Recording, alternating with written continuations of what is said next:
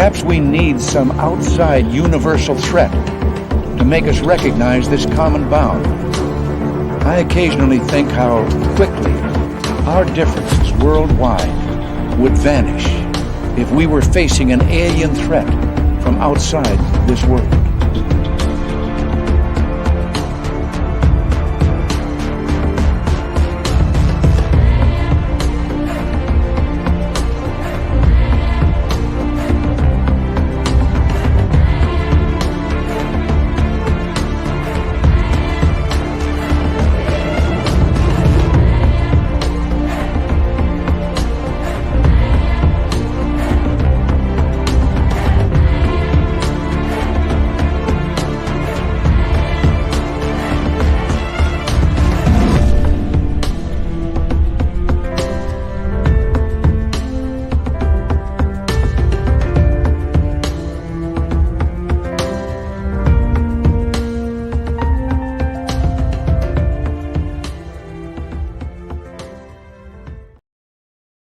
And welcome to a brand new week of Spaced Out Radio tonight. My name is Dave Scott.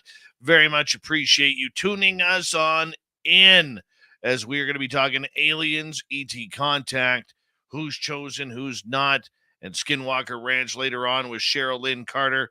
And yeah, this is going to be a good one. Dirty Filth is here with another great cartoon as well. And we say hello to each and every one of you, including Race Fan in the gold medal position, Crave Dog with the silver, and B with a nice bronze medal tonight.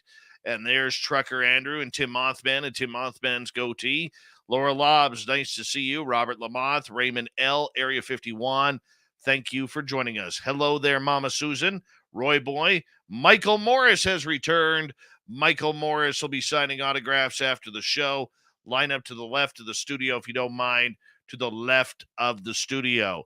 Stephanie Kenny Blankenship, D. Cohen, Deer Slayer, Sabrina, Kevin, Brown Dwarf, D. Henderson, T-Bone, Nikki in Seattle. Thank you so much for each and every one of you joining us from Australia. Les Paul Holland, give us a strum if you don't mind. Forrest Louie, you're alive. Welcome back, my friend. Good to see you back in the chat room, my buddy. And who else do we have here? We have Road Flare. Road Flare will be signing autographs after the show as well. Line up to the right of the studio, if you don't mind, to the right of the studio. Well, look who's back.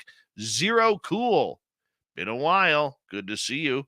And here we go. Guy Calgary and Jenny White Bear. Thank you for joining us. And let's see here. Who else do we have? We have Jimmy Gonzalez. And let's see. Scrolling on down. Derek Galloway. Thank you for joining us. And Black Dragon, one of our favorite Marines to listen to this show. Thank you for your service, my man. Very much appreciate it. Okay, let's continue on with our roll call tonight. We have, who's up next? Sandra Kincaid.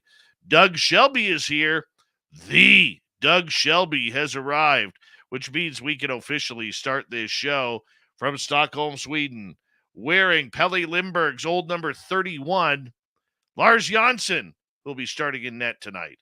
He's got a 1.68 goals against average, by the way. And where are we here? Paramarv, nice to have you here. And Luscious Jewels, Chillgasm, Bolenia, my man.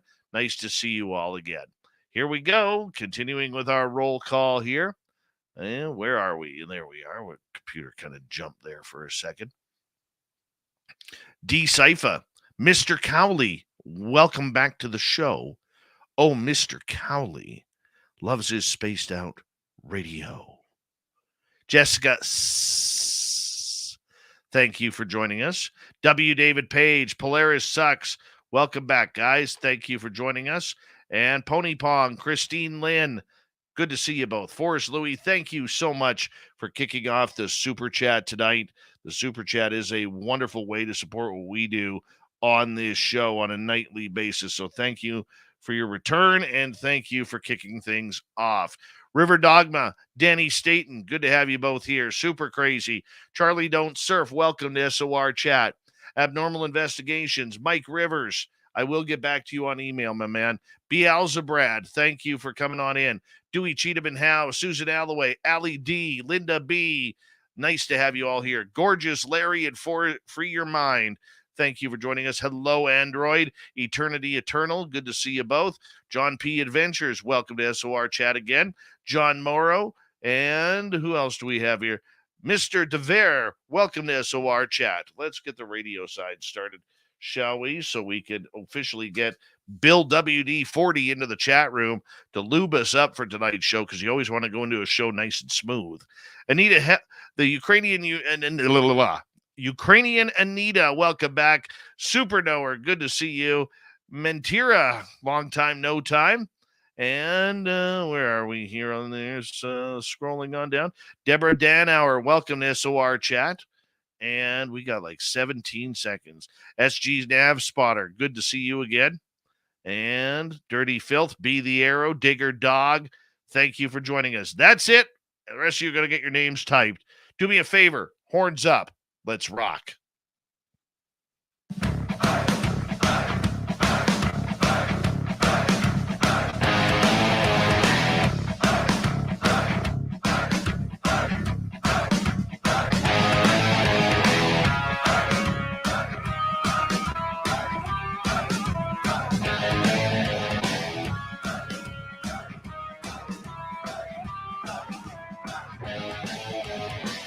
From the mountains of central British Columbia to you listening around the world, this, my friends, is Spaced Out Radio. I am your host, Dave Scott, sitting in the captain's chair of SOR headquarters. We welcome you to tonight's show on our terrestrial affiliates around North America, digitally on Odyssey Radio, TalkStream Live, and KPNL. All of our archives are free. Join us at youtube.com/Spaced Out Radio. Do old Davey the favor, hit that subscribe button. You can follow us on Twitter at Spaced Out Radio, Instagram at Spaced Out Radio Show, and on the Space Travelers Club on Patreon. Our website, spacedoutradio.com. We have a plethora of features for you. Rock out to Bumblefoot, read the news wire, check out our swag as well. Tonight's show is brought to you by Chive Charities. Help make the world 10% happier by visiting Chive Charities today. You can find them on our website. We are going hardcore into aliens and everything weird and strange tonight. Dr. Cheryl Lynn Carter is with us to talk about her new book, Chosen. What a title. What a title. Just says it all. Chosen. Just let that roll off your tongue for a second. Chosen. Oh, just gives you chills, doesn't it? And in hour number 3, Steve Stockton returns with another creepy story. Then little Timmy Senor, our resident Timbit, is going to be here for the UFO report.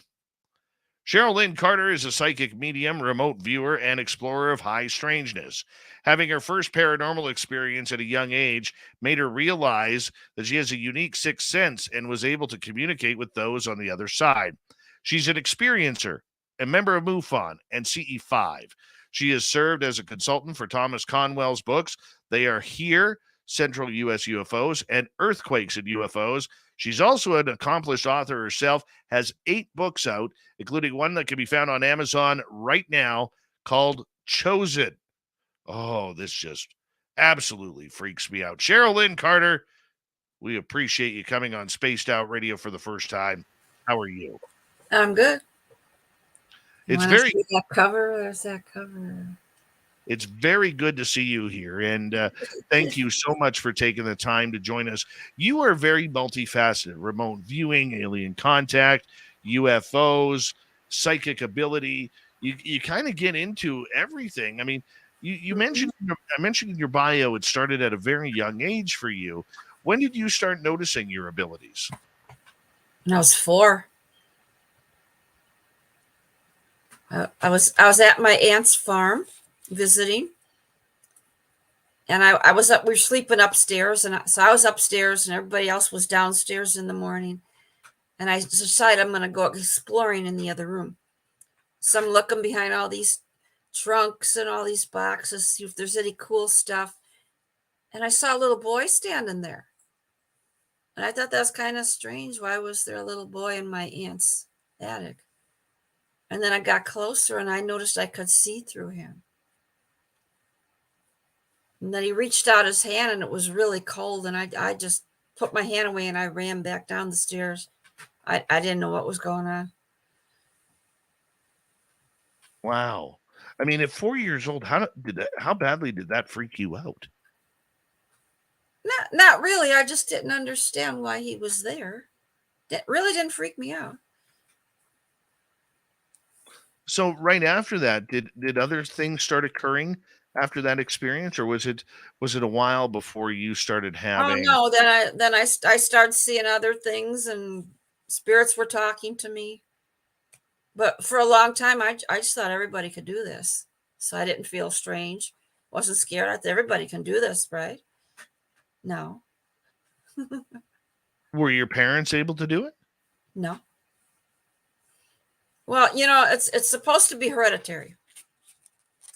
So I think it came down the maternal side, and my mother just didn't want to have anything to do with it. Because I know grandma did it. I know great grandma had it. I just think my Okay. mother didn't believe in it. She had to have it too. It doesn't skip a generation.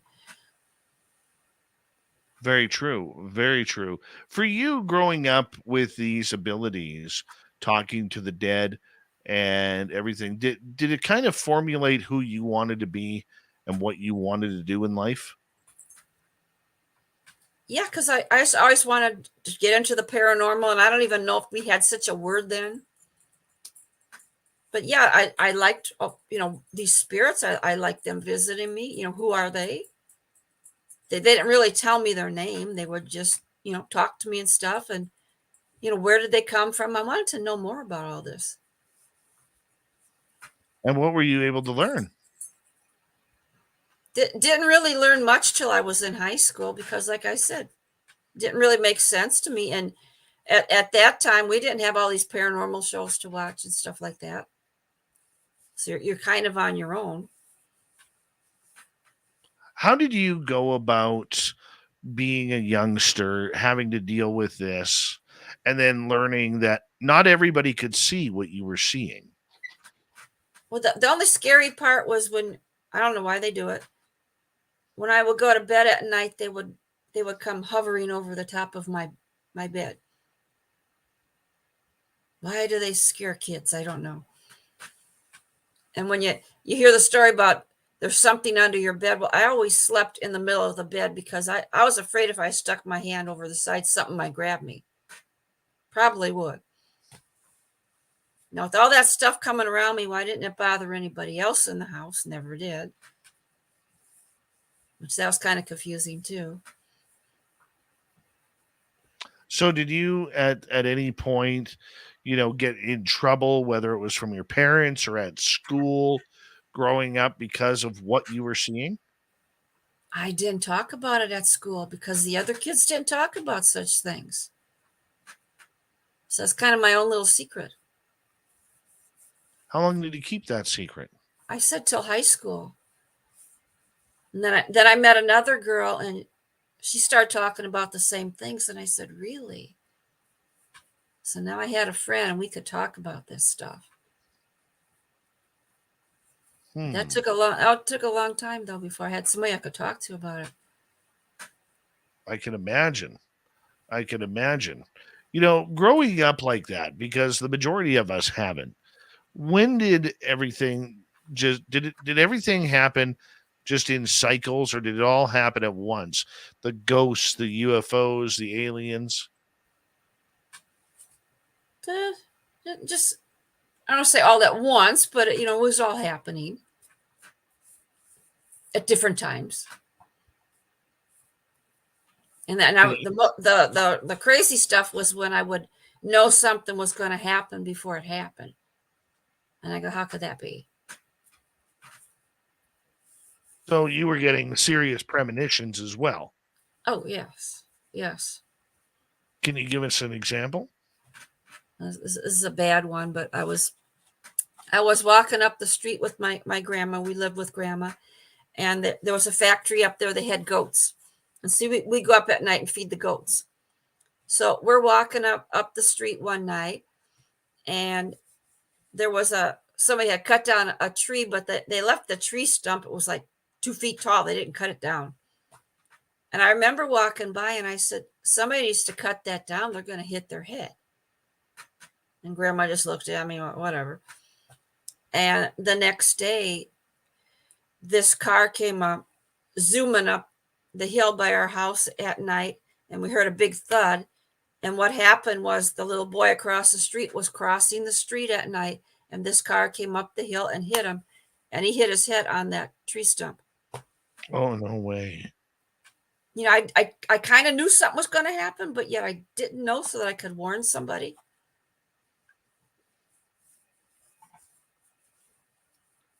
Did that happen often where you would Yes. make such premonitions? Yes. And that's when I just realized that I know when somebody's going to die. I don't want to know that stuff, but I do know that. Oh, nice. Yeah. That can't be pleasant. No. Or How do you I also know if somebody is going to steal. Well, let's get back to the death thing here for a second. How do you know if someone is going to die? I can just stand next to them and I know. I don't know how. As vague as that answer is, it is.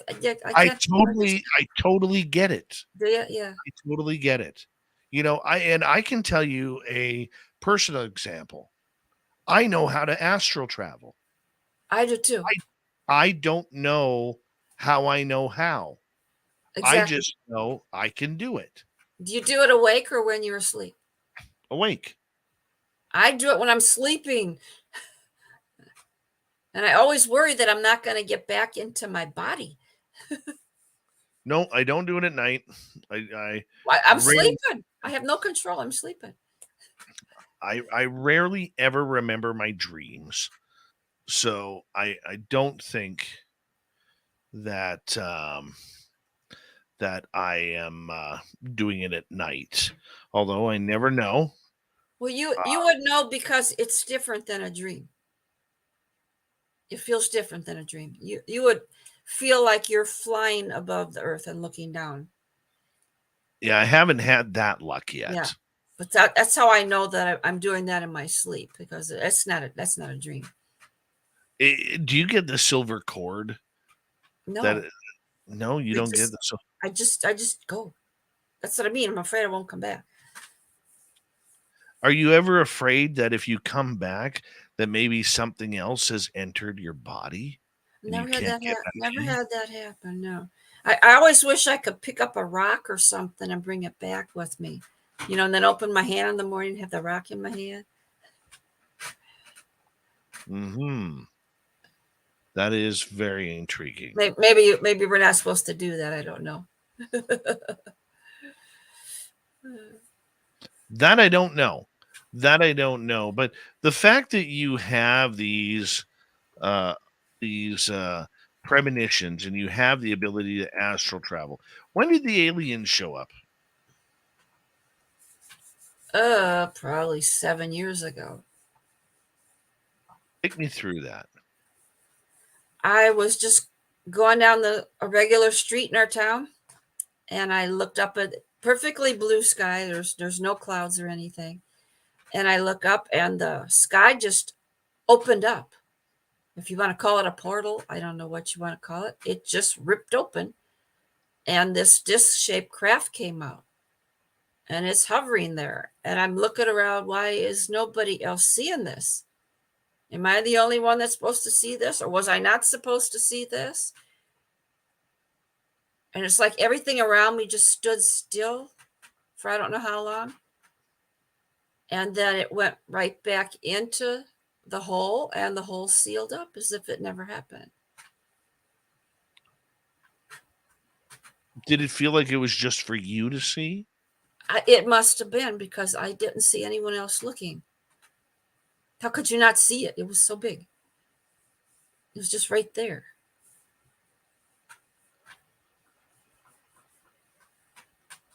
The idea that you saw this is unbelievable for a lot of people out there. What did you see? What did it look like? It was a silver disc craft, and I don't know if it had lights on it because it was daytime.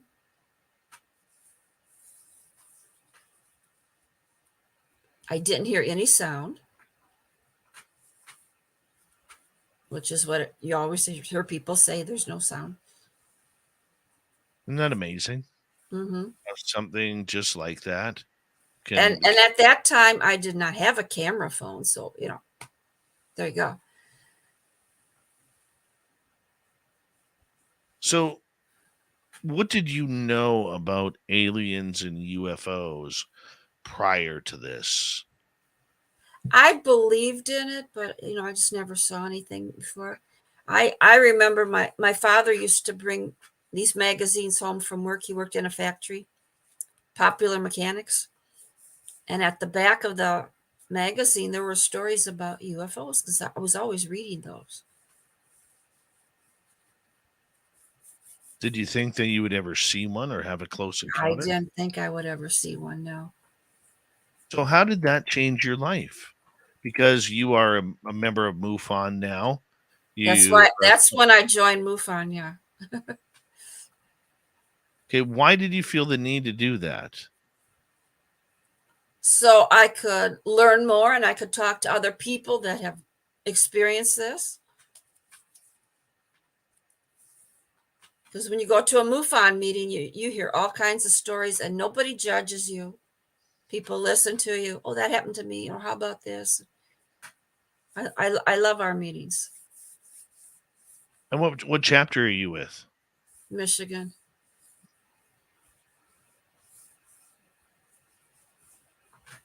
How often did the UFOs start coming around after this? I never saw that, but I would see other strange lights in the sky. Like I've seen light rods. Have you ever seen light rods? They're not a physical shape, but it was a rod of light. Were they happening at daytime, nighttime? Yes. About 7:30 in the morning as I was driving to work. And they would rotate to the 3 o'clock position, and then they would rotate back up to 12, and then they would turn off. What that was, I don't know. I doubt that was a craft. And how long after that did the aliens start coming by? Just when we do our CE5s. So how did you learn about CE5? At one of our MUFON meetings, we have guest speakers there, and there was a group that conducted CE5s, and I asked them if I could join them, and that's how that happened. Very, very simple. Okay, could you give some detail on what interested you in it, or why you wanted to all of a sudden learn how to contact these beings? Well, I said after I saw that one in the sky, and I'm starting to see these strange lights, yeah, you wanted to know more. You wanted to see if something was going to talk to you or make some kind of contact with you. Were you worried about being abducted? I never even thought about that. Never even thought about that. And now? No. I don't feel that would happen to me. I'm probably not important enough. I wouldn't go that far. I mean, there's so many different people out there from different walks of life that all of a sudden, they start seeing multiple UFOs. Next thing you know, Bill and Bob Alien are hanging out in the room saying, "Hey, let's go for a ride." Yeah. I like to watch them from afar. That's okay. I don't want to be abducted. No. The CE5 is such an interesting concept because I believe everybody has the ability to do it. And I don't think you need to pay a certain somebody $2,500 to $3,500 for a weekend to No have that experience. kidding. And I don't know how they have experiences when there's hundreds of people there. We like to keep our group small, maybe 20. I think when you get a big group, you got to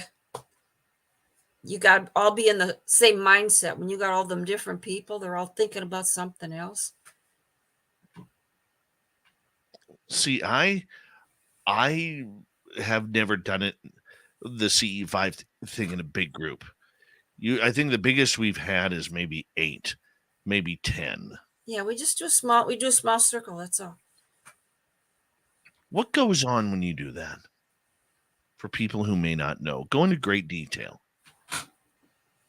Well, you're going to meditate. Everybody meditates, and a lot of times we have somebody that does the singing bowls, and singing bowls put out this great vibration, which I think that really attracts things. I'm not saying it's aliens. We're usually by some woods, and something always comes out of those woods. I've got crazy pictures. I don't know what comes out of those woods, but we do attract that. And I've taken my equipment out there. My tri-field meter goes crazy. We're sitting in the grass. How can your tri-field meter be going crazy? So we do attract something, Yeah, it's pretty amazing when you start on this path to try and call them in, and all of a sudden things around you start going a little awry.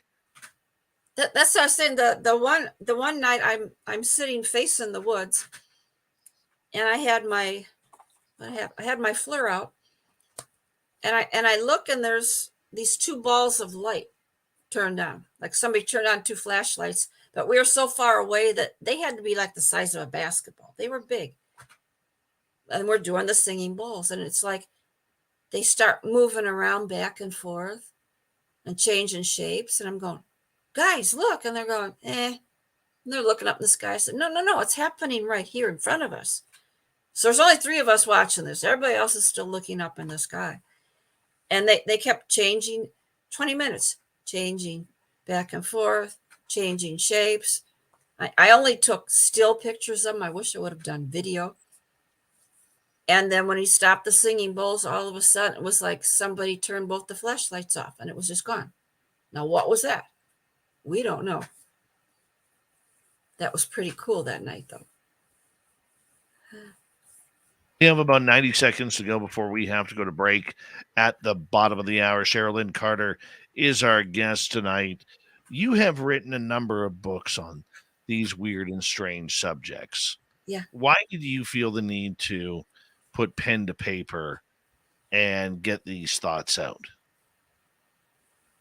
Because I love to watch Ancient Aliens, and I always, when I see something on there, I have to go research it more, because I need to know more. And I wanted other people to know too, because everybody doesn't watch Ancient Aliens. And I wanted you to go deeper into the subject. And I think it also helps some people to know that they're not crazy. Maybe they've seen something and they don't want to talk to anybody. And no, we can all see crazy, wild things sometimes. Getting those experiences, did you learn that, it doesn't matter whether you're a doctor or a gas station attendant, it can happen to anybody. Sure. Truly believe that, yeah. Okay. Well, what we're going to do here next is we are going to hop out for just a little bit here, where we are going to take a break here at the bottom of the hour, because when we return, we're going to get into Cheryl's latest book, Chosen. Oh, are we chosen for this destiny of contracts and contact with extraterrestrials? Would you want to be chosen? Would you want to be one of the ones? Spaced Out Radio continues right after this. Our guest, Cheryl Lynn Carter. We get into her book, Chosen, when we return on the Mighty SOR. Stay tuned. We will be right back.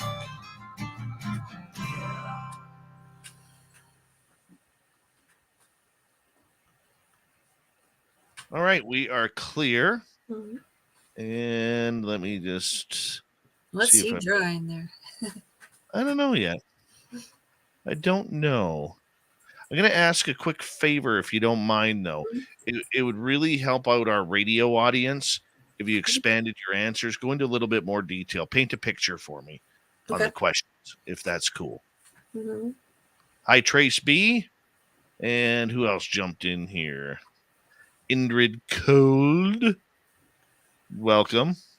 I'm just going to put the camera on me here for a second because I do want to make an announcement to our listeners that as of tonight, we are making some changes to After Hours.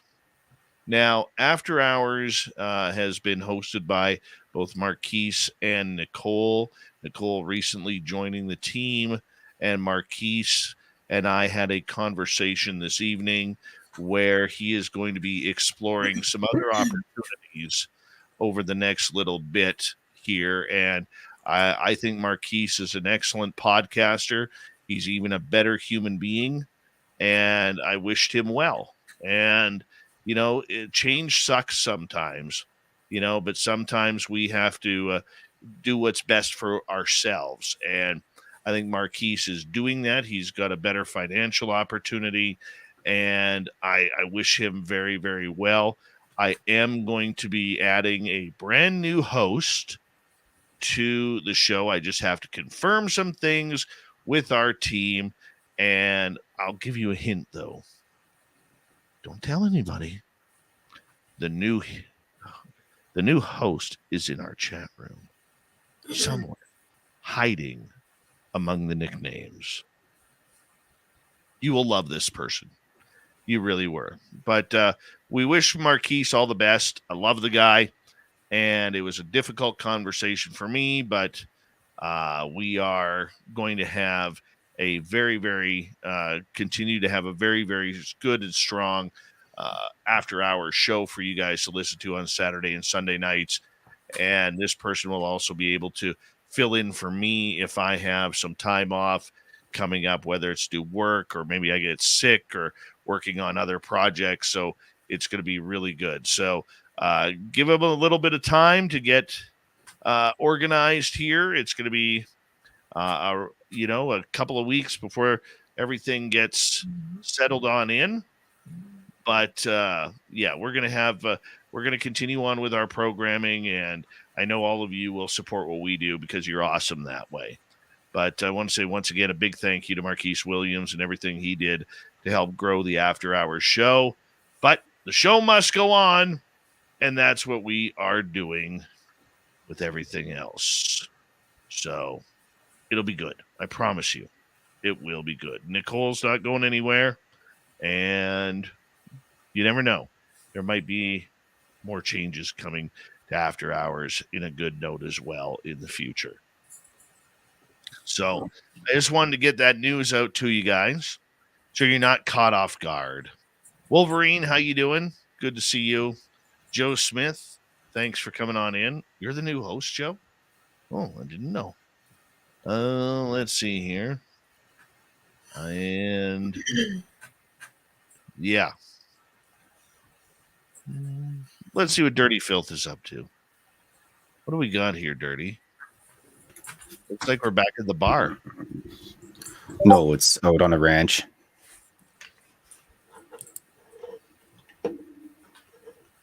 Oh, yeah? Yes.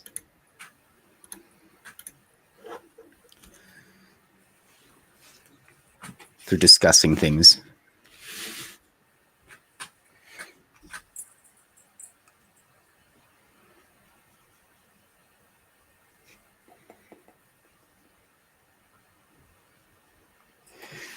Of course, there's an alien posing as a human. No. They would never do that. Damn aliens. It's got a nice hat, though. Excuse me.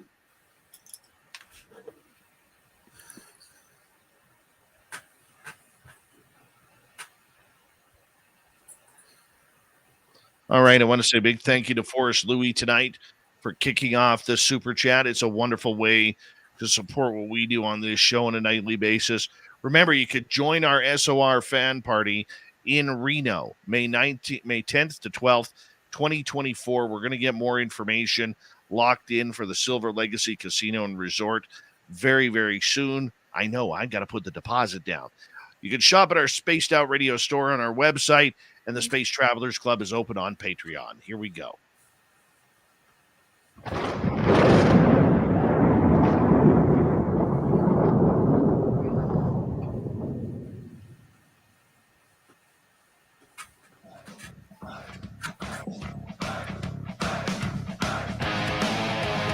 Second half hour of Spaced Out Radio is now underway. Thank you so much for joining us. My name is Dave Scott. Always appreciate earning your listening ears. Reminder to all of you that if you missed portions of this show or others, you can always check out our free archives at youtube.com/Spaced Out Radio. Do old Davey the favor. Hit that subscribe button. You can follow us on any major podcast network, including iTunes, iHeartRadio, Spotify, Google Play, and more. Our website, spacedoutradio.com. We have a plethora of features for you. Rock out to Bumblefoot, read the news wire, check out our swag as well. Follow us on Twitter at Spaced Out Radio, Instagram at Spaced Out Radio Show, and join the Space Travelers Club on Patreon. Here we go. Cheryl Lynn Carter is with us. She got a brand new book out that can be found on Amazon called Chosen.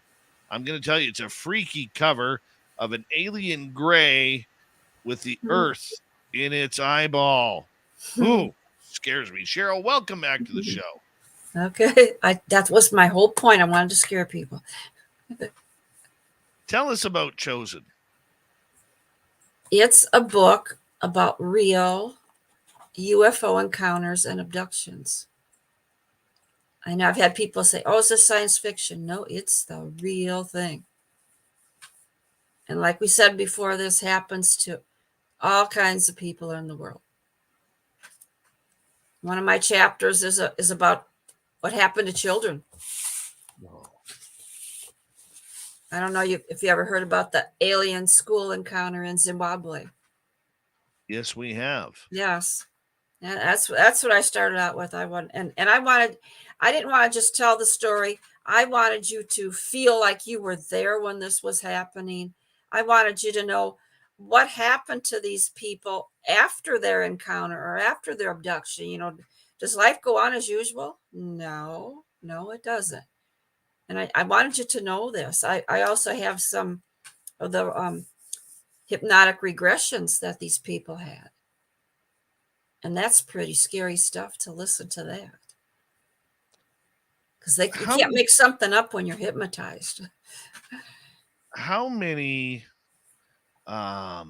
cases did you deal with in this book? I did 5.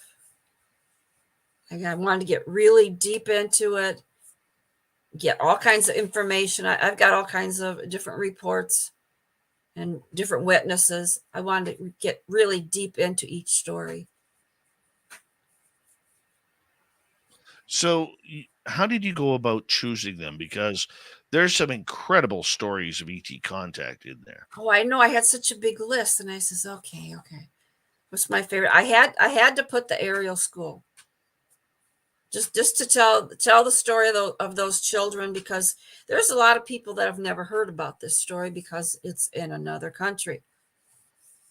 And these children, after this happened to them, the teachers didn't believe them because there was nothing to see when the teacher came outside. They went home to their mother and father, and they didn't believe them. So what did they do? You know, who could they talk to about this? So there was just so much trauma. And so they finally had Cynthia Hine, who was a member of MUFON, and she heard about this, and she actually went there and she started interviewing the children. This was a good thing because they actually made a movie about it, about the aerial encounter. And they did a movie where they interviewed the children. I mean, it was heartbreaking to listen to their stories. They were trying so hard to have people believe them. And the one girl, There are actually two of them that are actually doing interviews now, now that they're grown up. And the one actually became an artist, and she would paint all the things that she used to see. And one of her paintings, and I just had to go find this actual painting to put in the book, was a little girl with a zipper on her mouth, because she was not allowed to talk about that at home, about what happened. So all her life growing up, she was that little girl with the zipper on her mouth. And now when she speaks, she says, and now I feel good because now the little girl doesn't have a zipper on her mouth anymore. And I thought that was a great story about what happens to these kids. No kidding. Yeah. No I kidding. had to find that picture so I could put it in the book. At the Ariel School in Zimbabwe where this happened, Mm-hmm. this has traumatized so many children, where a lot of them aren't very talkative today, Right. years later. Right. You know, we're coming up 30 years on that event, Mm-hmm. because it happened, I believe, in 1994. Yeah. I mean, the attitude of of the students that you talked to who eyewitnessed this, what was that like? How are they today? Well, I said there, like you said, there's a lot that they don't want to talk about it. Like they don't want to believe what happened because it was so scary. And there's only two that actually do interviews. And they said, every time I do an interview, I feel better every time I feel better, because now I can get this out and people believe me, and maybe I can help somebody else, that's another child that is seeing something and has no one to talk to. So that's really their main point of doing this, is to help other children so they don't have to spend their life growing up like they did. Well, the idea that these children had this life-changing experience Mm-hmm. with this craft that came down, and I believe there were a couple of beings that came out to talk to them, to tell them, about treating Mother Earth Mm-hmm. properly, about, taking care of one another. It was very peaceful, a very enlightening type of an experience. I mean, I could just imagine what it was like for these children back then to go home and tell their parents what happened, and probably having their parents get mad at them for not believing them. Well, and some of the experiences that the children saw, they saw the earth when all the trees were gone, or after like a big nuclear explosion. They were showing them ugly things, and these children were like from 7 to 12 years old, and to show something like that, and how do they even try to understand that? And you go home and tell them that you saw the earth, all the trees were burned up. So no, not very many believed them, and some of them just got so upset that they took their children out of that school and they moved back to Canada.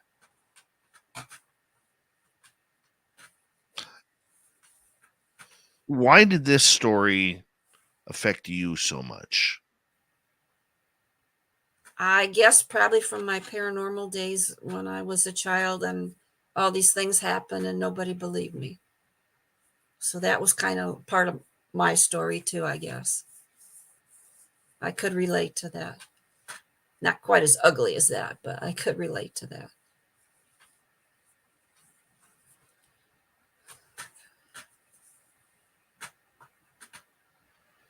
What other stories did you include on this? Oh, well, we had to do Rendlesham Forest. So I actually have a couple stories with military people. For people who may not know about Rendlesham Forest, tell us what happened there. Well, Rendlesham Forest is over in England, and there are actually two Air Force bases there, Bentwaters and Woodridge. There were two nuclear bases. So one night there was one of the guards, the police was out doing his regular patrol, and they saw some strange lights above the Rendlesham Forest, which was nearby. And they looked at it, and they thought that a plane had crashed. A plane had come in, and a plane had crashed into the forest. And so they got a hold of security, and they said, We think there's a plane that crashed over there. See the lights above the forest. And he said, well, did you hear anything crash? And they said, no, there was no sound. Okay, so that was kind of strange. So they decided, Sergeant Peniston and Sergeant Burroughs decided they were going to go out into the forest to see what was going on. So as they went out into the forest, they started walking in there, and all of a sudden their walkie-talkies, they were losing connection with everybody back at the east gate. And they says, well, I don't know, we'll just keep communicating, maybe they're hearing us, but really they were losing their communication. So as they were walking through the forest, it was like everything would start going in slow motion. And they remarked that it was like they were trying to trudge through water. And they finally got a little bit farther into the forest, and Sergeant Peniston told Burroughs to just stand back. He was going to go closer to see what this bright light is over there. And he got closer, and he saw that, no, there was no crash. There was no crash, because he thought he was going to have to retrieve something. And there was this black triangular craft sitting there. And it looked like it was sitting on the ground, but yet there were no legs holding it up. Instead, there were like 3 beams of light holding it up. And so he got a little bit closer, and he started feeling the surface. It was very shiny black. And there were 5 symbols on the craft. And he didn't recognize them. It wasn't any kind of symbols that he knew, because he knew all about all different crafts in that belonged to NATO, and this was nothing. Didn't look like any U.S. or any other or Russian. So he starts feeling over the symbols, look like some kind of glyphs. And finally he touched the large one, and he either activated something in the craft or he doesn't know what. And all of a sudden he was blinded, and all these numbers start going through his head. And he didn't know at the time that this was binary code. So he was getting this binary code download from touching the craft. And then all of a sudden he could see again, and he found himself 20 feet away by Burroughs. And he didn't remember walking over there. So finally they decided they're going to start walking back out of the woods. And they got back and met the other guys at the edge of the forest. And he realized they lost 45 minutes for some reason. Was he taken? Were they taken? What happened during that 45 minutes? They didn't really know. Yeah, it's a strange case where it has just a little bit of everything going on in it, from the military to the UFO to the missing time to binary codes. I mean, this is one of the greatest UFO cases ever recorded in the world. And Mm-hmm. when you go in depth in this case, what did you learn about it that maybe you didn't know? Well, I got Peniston's book because I just had to read his book. My gosh, it's just like this big thick book. But he went into every detail, because he always took his notebook out and he took notes. So he was, just very detailed. We went here, we saw this is what we felt. And the weird part was that he went back and he had to fill out a report. And they had all these people in the room that were talking to him. He says there were 2 men there in black suits. Men in black, right? He didn't call them that. He says 2 men in black suits. And they started asking him what he saw. And it was like they already knew what he saw. Like they knew something he didn't know. And he says, and they kept asking, what'd you see? What'd you see? And he didn't want to say he saw a UFO, because, when you're in the military, when you say things like that, you might disappear someplace, or you might get demoted or something, or sent somewhere you don't want to go. So he just says, Oh, I don't know. I didn't tell him about the binary code either. So then he had another interrogation, and this guy in the black suit gave him a shot in his arm, which he now says must have been sodium pentothal to make him talk, because they wanted to know about the binary code. And he didn't tell them about the binary code, but they already knew. What did they already know?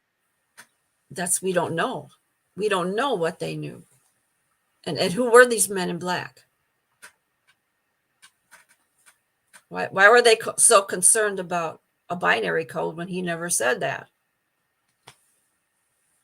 So then during his, he had a hypnotic regression. This is the really weird part. And he was talking about, the woman says, so what happened to you in this Rendlesham Forest place? And he started telling her, and she says, oh, so you got this binary code? He says, yeah. She goes, do you remember it? He goes, no, I can't talk about that. I can't talk about that. Why can't you talk about it? They told me I can't talk about that. And she says, who? And he goes, the men in the room. They told me I can't talk about it. Nope, I'm in trouble. Can't talk about it. Well, you can't remember anything? He goes, nope, I'm not allowed. Can't talk about him. He was just getting really upset. And she says, well, what do you remember? And he says, a nursery rhyme. A nursery rhyme? What nursery rhyme? Mary had a little lamb, as fleece for white as snow. Everywhere that Mary went, lamb was sure to go. They had put that into his brain so that he couldn't remember the binary code. Our government at work. So what did they know about this binary code? That's scary. That they inserted a nursery rhyme into his head. What did these men in black look like? He said that they were just men in dark suits.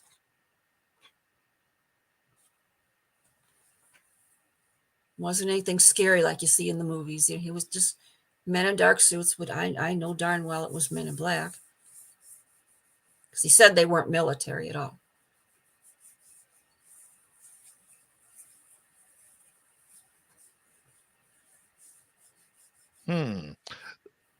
Are you surprised that even though so much has been let out about Rendlesham, that there's still so much hidden? Like, we haven't even hit the tip of the iceberg on this case. Well, yeah, because I never heard about this nursery rhyme before. No, I haven't.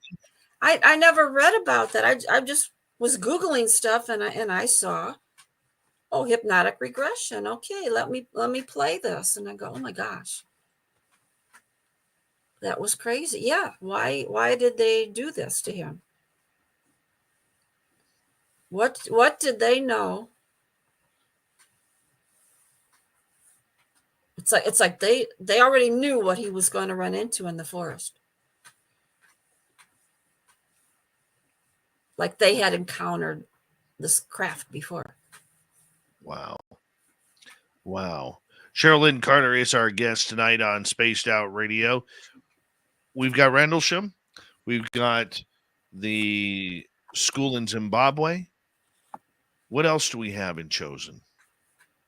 How about Mario Woods? We've heard about Mario Woods lately. He just testified before the Pentagon. And for people who may not be familiar about Mario Woods, he's also another person in the Air Force, and he worked at I wonder which one did he work on. He was in Iowa, and they also have a nuclear base there. Under all the beautiful grass there's all these nuclear silos underground. And so his job, he was security police also, and his job was to make sure that the 15 Minuteman missiles were safe. So they had different little areas there, and where he was stationed was called November 1. So one night he went outside to have a smoke, and he looked up into the sky, and he saw a strange light up there, and he goes, that a helicopter? That a plane coming in? It didn't look like any of it. So he went inside. He asked the boss. He goes, "Good. It's okay if I flash the lights at that?" Yeah, whatever. Go ahead. So he went and he flashed the facility lights, and they're like big lights like you would see in a football stadium, the big bright lights like that. So he flashed the 3 times at this light, and it flashed back at him. And he flashed 3 times again, and it flashed back at him. And he said, "That's weird. I don't know what that is. It doesn't really look like a helicopter. Is it one of the helicopters playing with me? That's kind of strange." And so he went and he got his partner, and he came out. He goes, "Watch this." And he flashed the lights, and it flashed back. And he just looked at him and said, "Oh, whatever." And he went back inside, and then all of a sudden the light was gone. And he goes, maybe it was a helicopter playing games with me. Okay. So he went inside, and they're watching TV. And then about 10:30, they got an emergency call over the radio that it was called a Situation 4, and you had to go answer that right away, because that meant that something was happening to activate the alarm on one of the missiles. So this was over at another place called November 5, which was probably about 20 minutes from where he was. So their job was to go over there, inspect the property, see if anybody had gotten in there, see if maybe a bird had disturbed something and caused the alarm, and then just go reset it, and then everything would be okay. So they're driving up to the gate, and as they get up to the gate, he looks up, and there's this massive UFO right over November 5. And it's just shining its light down, and he looks over at his partner who's driving, and he's like, got his hands on the steering wheel, and he's just frozen, either frozen in fright or they were making him frozen, not sure. And he goes, I don't know what made me do it, but I didn't get out of my vehicle because I knew I shouldn't do that.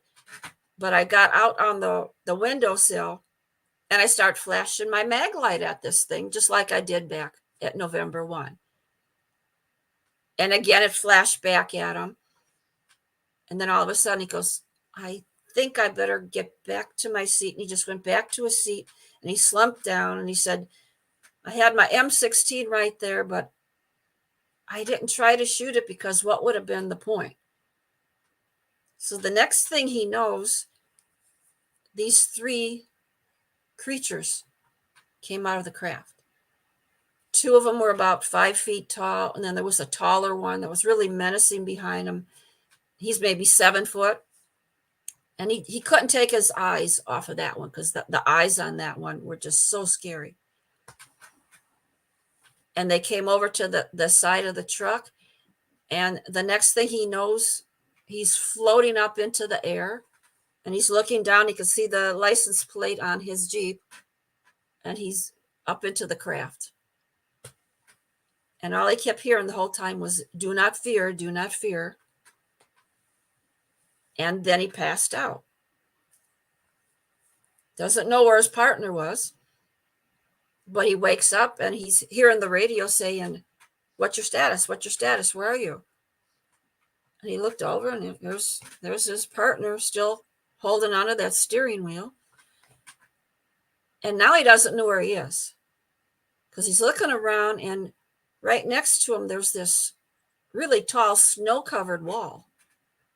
And he says, there's no wall over by November 5. Where am I? And he gets out, and he's stepping in mud. Now, this was winter. The ground was frozen. Why was he in the mud?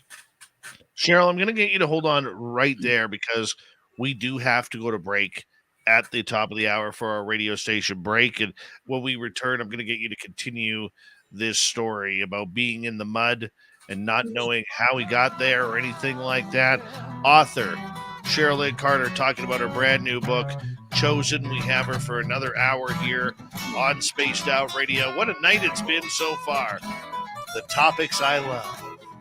And there's still way more to come. Way more. Spaced Out Radio with all of you continues right after this.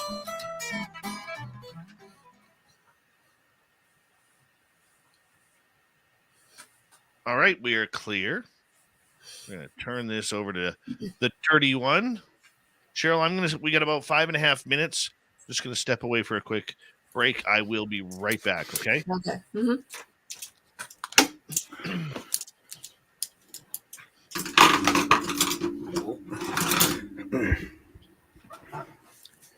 Sorry, I had to clean out my paintbrushes.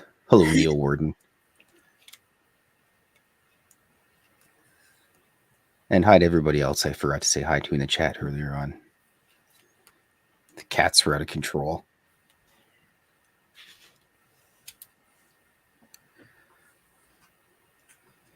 So I decided I'm going to draw this Skinwalker Ranch thing here.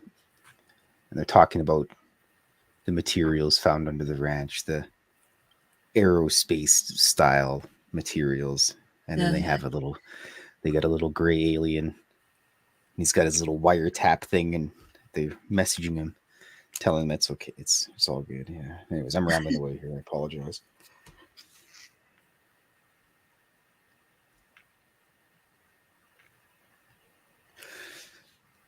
Is he an alien or is he interdimensional? He's definitely an alien. We're still technically live too on YouTube as well. Because I know there's interdimensional beings there too. I just make all my gray aliens extraterrestrial. Well, we don't know where they come from, really. So it could be another dimension. We don't know. It's possible. Hi, Kira. Just for the simplicity of my cartoon world, that's where I brought them. I've got energy beings and junk as well, so that kind of covers interdimensional. Yeah.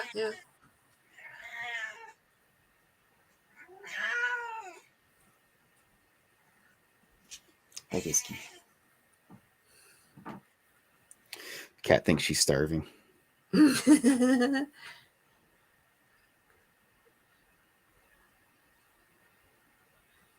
I can promise everybody the cats are not starving. They get way too many snacks. My dog gets too many snacks, I know. We got a dog at where I work at, my normal job. Everybody brings her dog snacks every day. Oh no.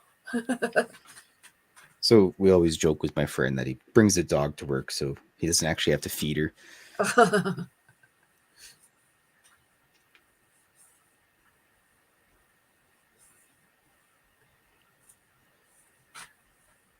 Oh no, I decided not 1.6. No.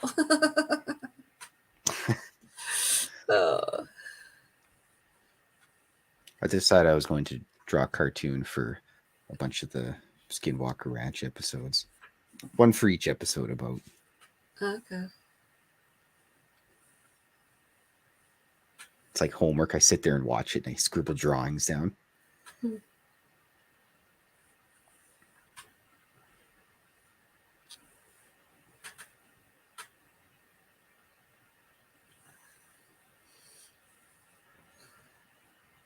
Yes, catnips make the cats go crazy. Blob rolls around in the catnip. Uh-oh. She'll just roll around in it and then she just passes out on the floor. It's just hedonism cat.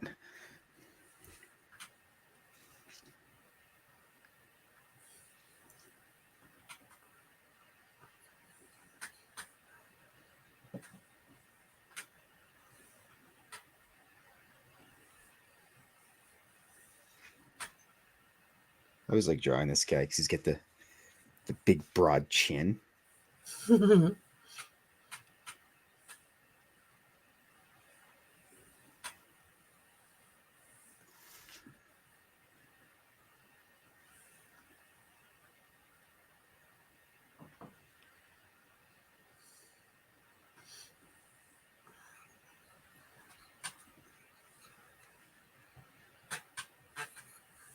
Looking good, Dirty.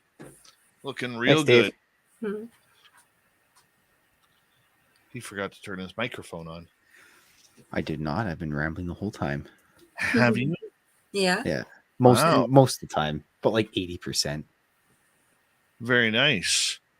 Hello, Matt Feinberg. Thanks for coming on in. Mike Rivers, nice to see you. Jane's Coffee, welcome to SOR Chat.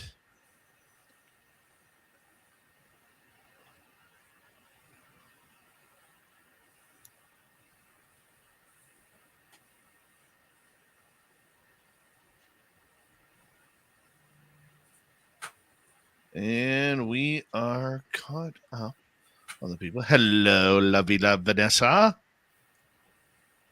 The super chat is open. We want to say thank you to Louie for kicking things off in hour number 1. Very much appreciate you, Louie. Thank you for the love. Also, mark May 10th through 12th on your calendar. We are gathering for the 3rd annual fan party in Reno, Nevada at the Silver Legacy Casino. There's going to be more details coming very, very soon. So you want to book that trip up for yourself. Thank you again, Louie, for another amazing super chat. Very much appreciate the love. You can go shopping on our website, spacedoutradio.com. Hi, Debster. Thank you for the love and the super chat. And, of course, you can now join the Space Travelers Club by going to Patreon. Here we go. You're listening to Spaced Out Radio with Dave Scott. Follow Dave on Twitter at Spaced Out Radio and on Facebook, Spaced Out Radio Show. Hour number 2 of Spaced Out Radio is now underway. Thank you so much for joining us. My name is Dave Scott. Very much appreciate earning your listening ears wherever you are on this beautiful planet we call Earth. Hello to everyone listening in on our terrestrial affiliates around North America, digitally on Odyssey Radio, TalkStream Live, and KPNL. All of our archives are free.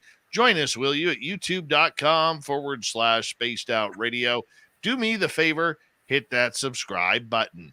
The Desert Clam is set the password for tonight in the SOR Space Travelers Club. Kyrialexi. Kyrialexi is your password. Use it wisely, Space Travelers, as the Clam sets the password each and every night right here on Spaced Out Radio. Our website, spacedoutradio.com. We have a plethora of features for you. Rock out to Bumblefoot, read the news wire, check out our swag. Follow us on Twitter at Spaced Out Radio, Instagram at Spaced Out Radio Show, and join our Space Travelers Club on Patreon. Here we go. Hour number 2 with author, researcher, experiencer, Cheryl Lynn Carter, who is with us tonight. And right before the break, Cheryl, you were telling us this amazing story from your book, Chosen, which is out on Amazon right now. Everybody should get it for their library. About, the fact that people were being taken and having weird experiences, missing time. Go into detail for us. So we were back there with Mario Woods, and he's in this strange place that he doesn't know where he is. And they said, don't worry. Just keep talking to us. We're going to triangulate you. We're going to find where you are. We're coming to get you. Just stay there. He says, well, my partner, Michael's, he's not doing well. He's just staring into space. He's in shock or something. That's all right. We're coming, And so they go, okay. And he says, well, they showed up, and he goes, what happened at November 5? Did somebody take care of November 5? Because he knew they didn't. And they said, it's all taken care of. Don't worry. And we're just here to take care of a situation. And he said, what situation? What are you talking about? Well, we can't talk about it. We can't talk about it. So then they get him back to headquarters. And once again, we're gonna interrogate him, talk to him, but he calls it interrogating. And he says, where were you? He says, you were missing for 2 hours. What? You're missing for 2 hours. And he says, well, where were we? Where was this place where we were? And he says, you were on the backside of the Newell Lake Dam. They were where the runoff is. That's why it was all wet there. And he noticed that he was in a very tight spot. But the vehicle was pointed so that he could just drive out. And he goes, well, I don't know how we got in here because I couldn't even turn anything around there. There's not enough space to turn around. And then he realized that if Michael would have opened the driver's side door, he would have fell right down the side.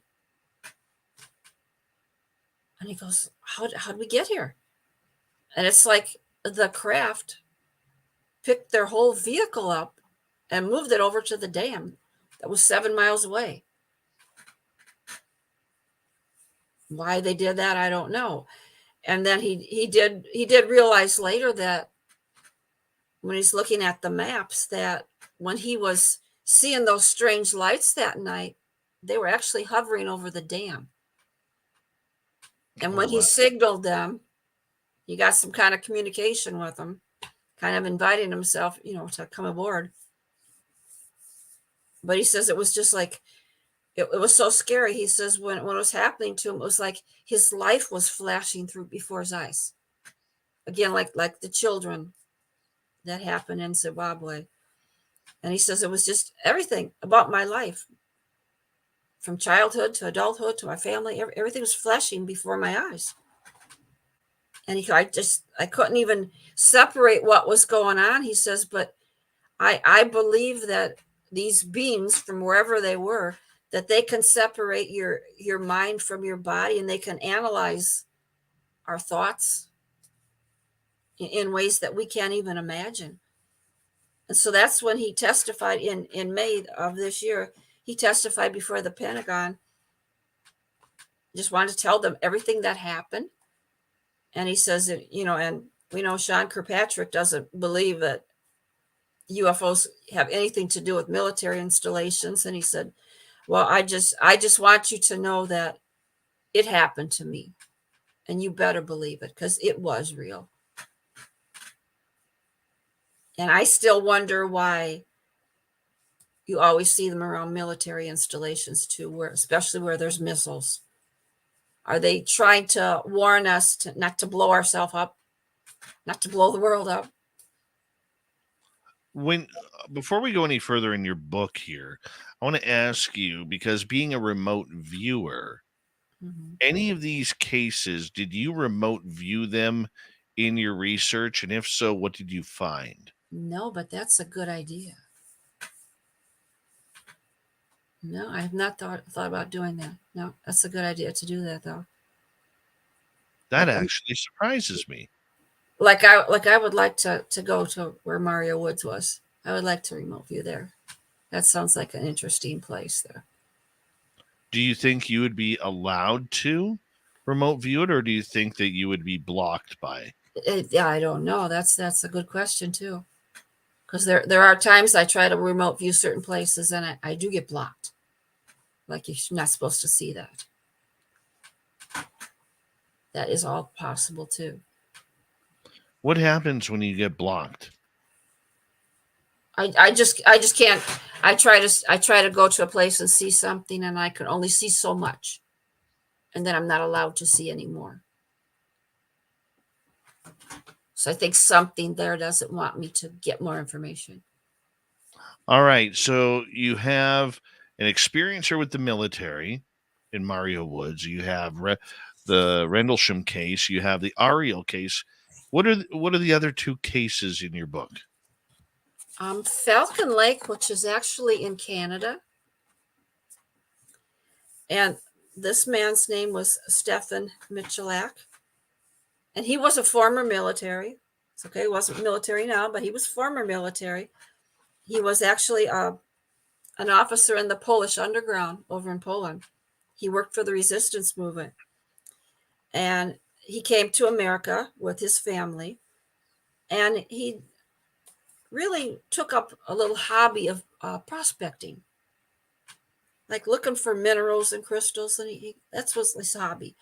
So this was a holiday weekend. So he went out to, it's called White Shell Provincial Park. And that's where he already had a prospecting claim out there. And he was going to go back and see if he could get something else, because it was pretty prosperous with lots of quartz. So while he's sitting there chomping away, he's hearing these geese going crazy behind him, and looked around, they were okay, and then he's chopping away again, and the geese are going crazy again, and he said, "What's going on with them?" And he looked over on this one ledge, and there's two cigar-shaped crafts up in the sky. Now he watched the one kind of just stayed there, and the other one went off to the west. So he's just gonna sit there watching it, and then all of a sudden it actually landed. And so he didn't know what it was. He just thought it was a military because it's so close to the US border. He thought it was some kind of secret military. And they either had trouble or they just landed there for a little while. So he just sat back and he's eating his lunch. And he's watching, observing. He took out his notebook and he drew a picture of what this looked like, all the details and stuff. And it just kept sitting there. And he says, okay, now he's curious. Maybe they need help. Maybe somebody needs help. So he's still thinking that this is a U.S. military. So he goes walking up to it and he's going, "Hey, Yankee boys, need any help?" No one's answering. So he starts talking in different languages, Russian and German and Polish, to see, maybe it's a different language. And all of a sudden a hatch opened up, and okay, maybe they didn't hear me. So he sticks his head inside, starts talking again. "Yankee boys, need any help?" Didn't hear anything, but it sounded like there were voices in there, like someone was talking. And he could hear machinery running. And there's all these different light panels inside. And then all of a sudden he just backs up, and then this little doorway, whatever it was, it closed shut. And the craft started turning a little bit, and there was like an exhaust system standing in front of it. And I don't know what came out of it. If it was just exhaust that hit him in the chest, and all of a sudden his shirt was on fire. So he's ripping his shirt off and stomping it on the ground because he didn't want it. He's out there in the forest, didn't want it to get caught on fire. And then the craft just takes off. So now he's just not feeling so good. So he's gathering up all his stuff, put it back in his bag. And he starts walking back to the highway. Well, now he's feeling really sick. And so he waves down the Royal Canadian Police that's going by, and he says, I need a ride back to town. And so the officer's trying to get closer to him to talk, and he kept backing up. He goes, "No, stand back," because he didn't know if he was radioactive. He didn't know what just shot him in the chest. And the officer actually thought he was drunk because he wasn't talking straight. He's kind of staggering a little bit. His shirt was all messed up. He says, "No, I just need to get back to town. I need to see a doctor." And so he just kind of ignored him. Oh, he's just drunk. So he drove on. So he kept walking all the way back, got back to his hotel, and he went up to the owner and he says, I need to see a doctor. Something happened. I need to see a doctor. "Oh, well, it's a holiday. There won't be anybody here, for a couple of weeks. You'll have to go to the police." And he goes, "Oh, just was talking to the police." So, okay. So he calls his wife and he says, "I'm taking the bus home tomorrow." He says, have our son meet me." He goes, Something happened." She says, "What?" He goes, "I just had a little accident. I'm okay, though. I'm okay." So his son picks him up and he takes him straight to the doctors.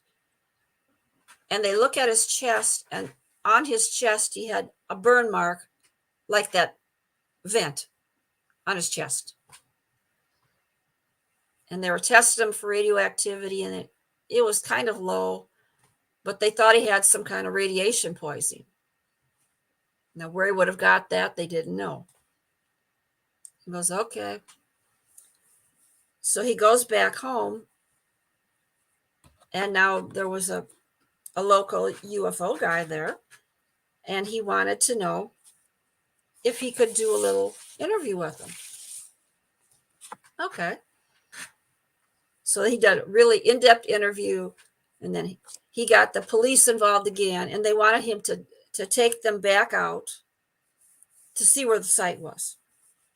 So there was somebody from APRO, the Aerial Phenomena Research Organization, and somebody from the Condon Committee from Colorado went there, and they took him out, and they were trying to find the place. Well, he just couldn't find it. He couldn't find it. He drew him a map, though. So they said, well, we'll go out and look by ourselves. So they went out, and they couldn't find it. But then a couple months later, he went back out there, and he joined another genealogist. And they went out, and he actually found the landing site. And they could see where it landed, where the craft landed. All the vegetation was dead. Nothing was growing there now. You could see where there were burns from something. But, still didn't know what it was. And so all he knows is, well, something happened that day. So he went home and he wrote a little book, a 39-page book. I actually found a copy of it. And it was my encounter with the UFO. It's a little 35-page pamphlet that he used to pass out to his friends. It's out of print now, but you can go to the Canadian Archives and you can actually see the book. You can download it. And people just would ask him, what did you see that day? What did you see that day? And he said, I don't know. You tell me. So what happened that day to him? And why he got the burns on his chest? That was amazing. That one kind of touches a little bit close to home to me here, What? being a fellow Canadian and Uh-huh. This case, I think, because it happened in Canada, does not get the recognition that it deserves regarding the impact and the evidence that was provided through his clothing being burnt, the radiation scars on his body that were appearing for years afterwards. Yes. Why do you think that is? Why do you think that this case gets overlooked so much next to, say, Travis Walton or other people of that ilk? It gets overlooked here, but it's the most important case in Canada. When you read about this, that is their Travis Walton case in Canada. This one. And I don't know why. I know we're so close to Canada. I don't know why. But in general, though, you think it would be in more of a conversation type. Maybe it's because Stefan never really embraced the UFO community or did the tour of the conferences or anything like that. Maybe that's the reason why. I don't know. Because he really doesn't think it was a UFO. He still thinks it was one of our secret aircraft. He wasn't really sure what that was. I don't think that's why he embraced the UFO community, because he didn't really think that's what it was. And your final case in the book? We got 5 minutes. What else we have? The Pascagoula abduction, which was in Mississippi. Yeah, and God rest Calvin Parker, who just passed away. Yeah, Charlie's already gone. Yeah, Charlie's already gone. Yeah. Yeah, so it was Charlie Hickson and Calvin Parker. And they were actually were friends for a long time. Calvin's father used to go fishing with Charlie, and he would take the boys along. That's how they got to know each other. And then when he grew up, he wanted to get a good job so he could buy a house, because he was going to get married. So his father says, why don't you get a hold of Charlie? He's got a really good job at the shipyard. Maybe he can get you a job there. So he messaged him. He goes, he was just happy to do it. So he he drove over to his house, and they took him around trying to find a place for him to live, and they couldn't find a place. And he says, we got an extra bedroom. Why don't you stay with us?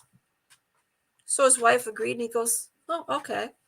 So the next day they drove to work together in his new 1970 Rambler Hornet. It was such a yellow. He loved his car. So they go to work, and that job's doing really good. He was a fitter, building ships. And on the weekend, Charlie says, hey, you want to go fishing after work? He said, well, yeah, I do, but I left all my tackle at home. And he says, that's okay. I'll let you use some of mine.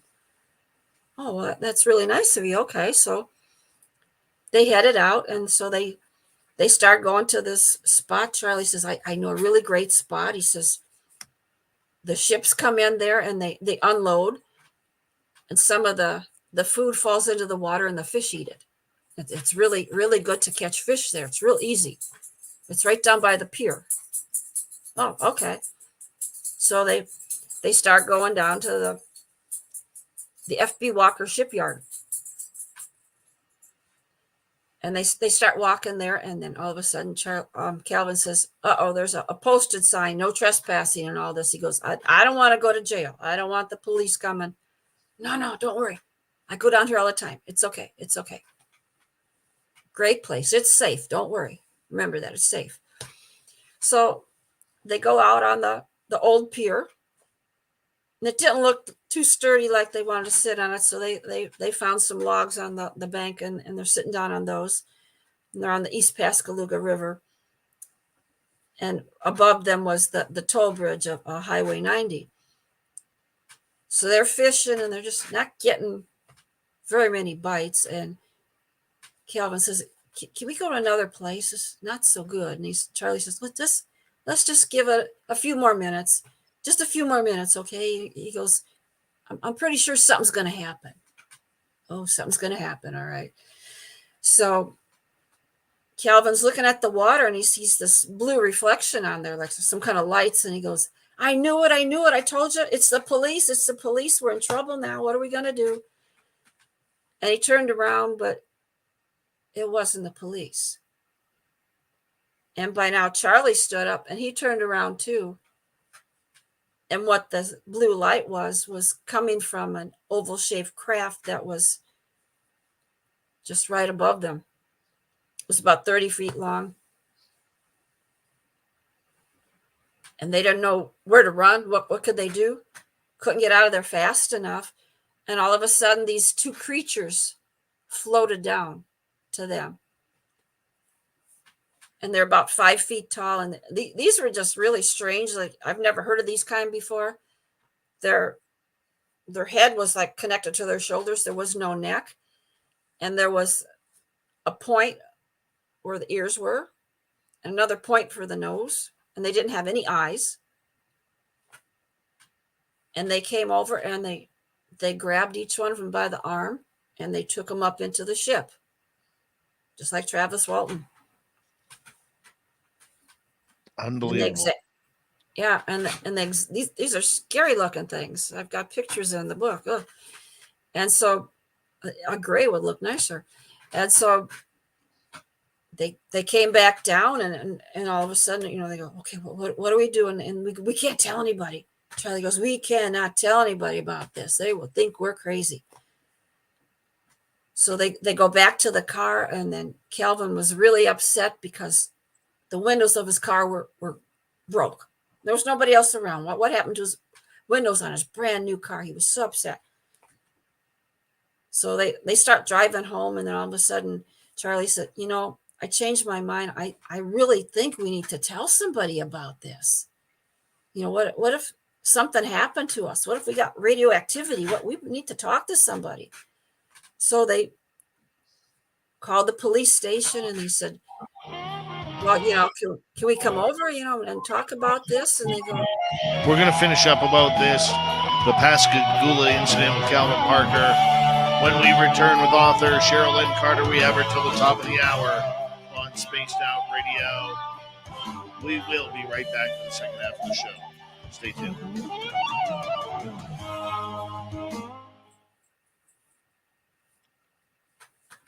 Big thank you tonight to Forrest Louis with the hat trick of super chats.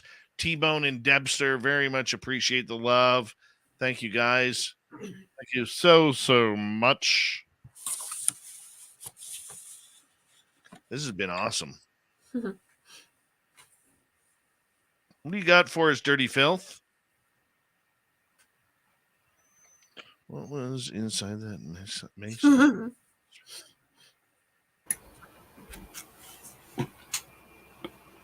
And then the gray alien making sure he doesn't say anything he shouldn't say.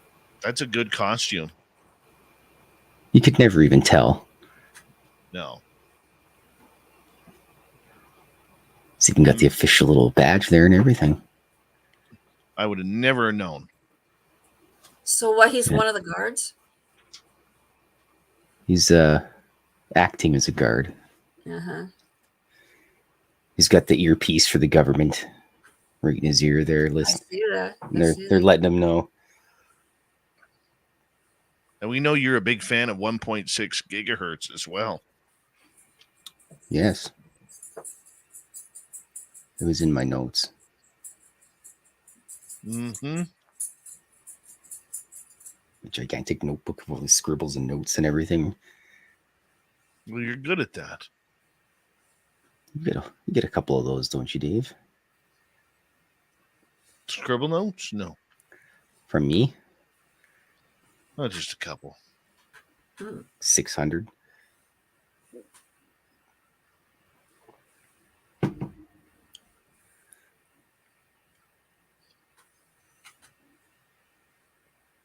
So, Dave, and you got about 60 to just 65-ish art cards. Well, they're not painted, but they're mostly all drawn up. So, wow. I did I think I brought 120 or something this year.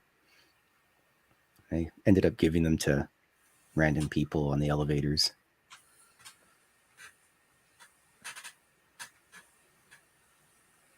Well, you're that guy. It's the polite Canadian thing to do, Dave. Hey, I'm not saying it isn't wrong. I'm not saying that or whatever.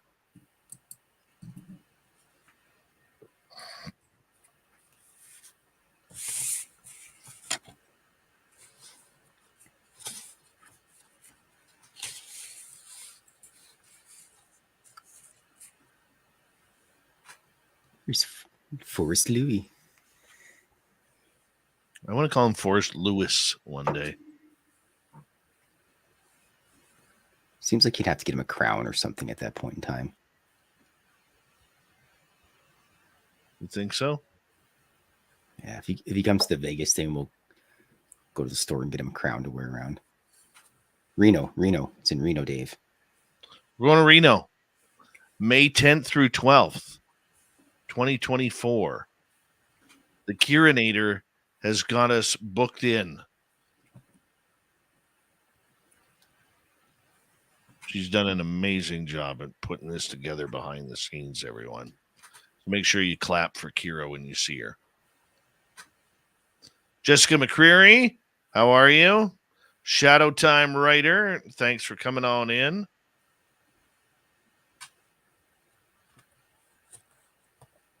I've got my window open, Filth. So do because I. I'm waiting for my bear to come back. And I'm hoping he sticks his nose against the studio screen after dumping my garbage at 4:00 this morning. What a jerk. Mm-hmm. We will be staying in Reno at the Silver Legacy Casino and Resort. If you go online and look at the photos of this place that Kira has got us booked in, it is beautiful. Beautiful. It has an orb. It has a giant orb on it. Yes. Mm-hmm. And Joe Monk, you better be there this time because it's like right across the lake from you. So you better start paddling your canoe now. Party at Joe Monk's house. Yeah, he's got aliens. He's got Sasquatch. Also want to say a big thank you to everyone who has given us super chats tonight. Super Louie, times 4, Debster, and T-Bone with a good one as well. So thanks, guys. Really appreciate it. And our website, go shopping at spacedoutradio.com. Hi, gorgeous Aussie Ange and Batman. Here we go, everybody.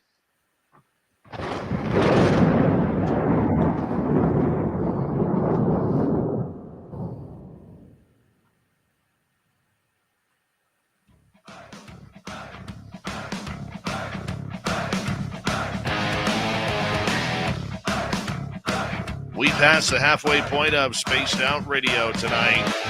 Good to have you with us. My name is Dave Scott.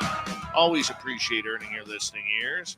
Reminder to all of you that if you've missed portions of this show or others, check out our free archives by going to youtube.com/Spaced Out Radio. Do old Davey the favor, hit that subscribe button. Our website, spacedoutradio.com. We have a plethora of features for you. Rock out to Bumblefoot, read the news wire, check out our swag. Follow us on Twitter at Spaced Out Radio, Instagram at Spaced Out Radio Show, and on Patreon, you can join our Space Travelers Club right now.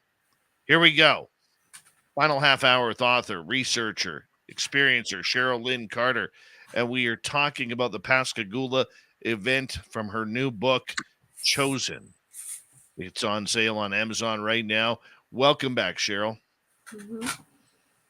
So now the guys talk to the police, and the police, it's okay. Well, we won't tell anybody about this. We promise. We promise. Well, they didn't know at the time that they were being secretly recorded, because at that time it wasn't against the law to record them.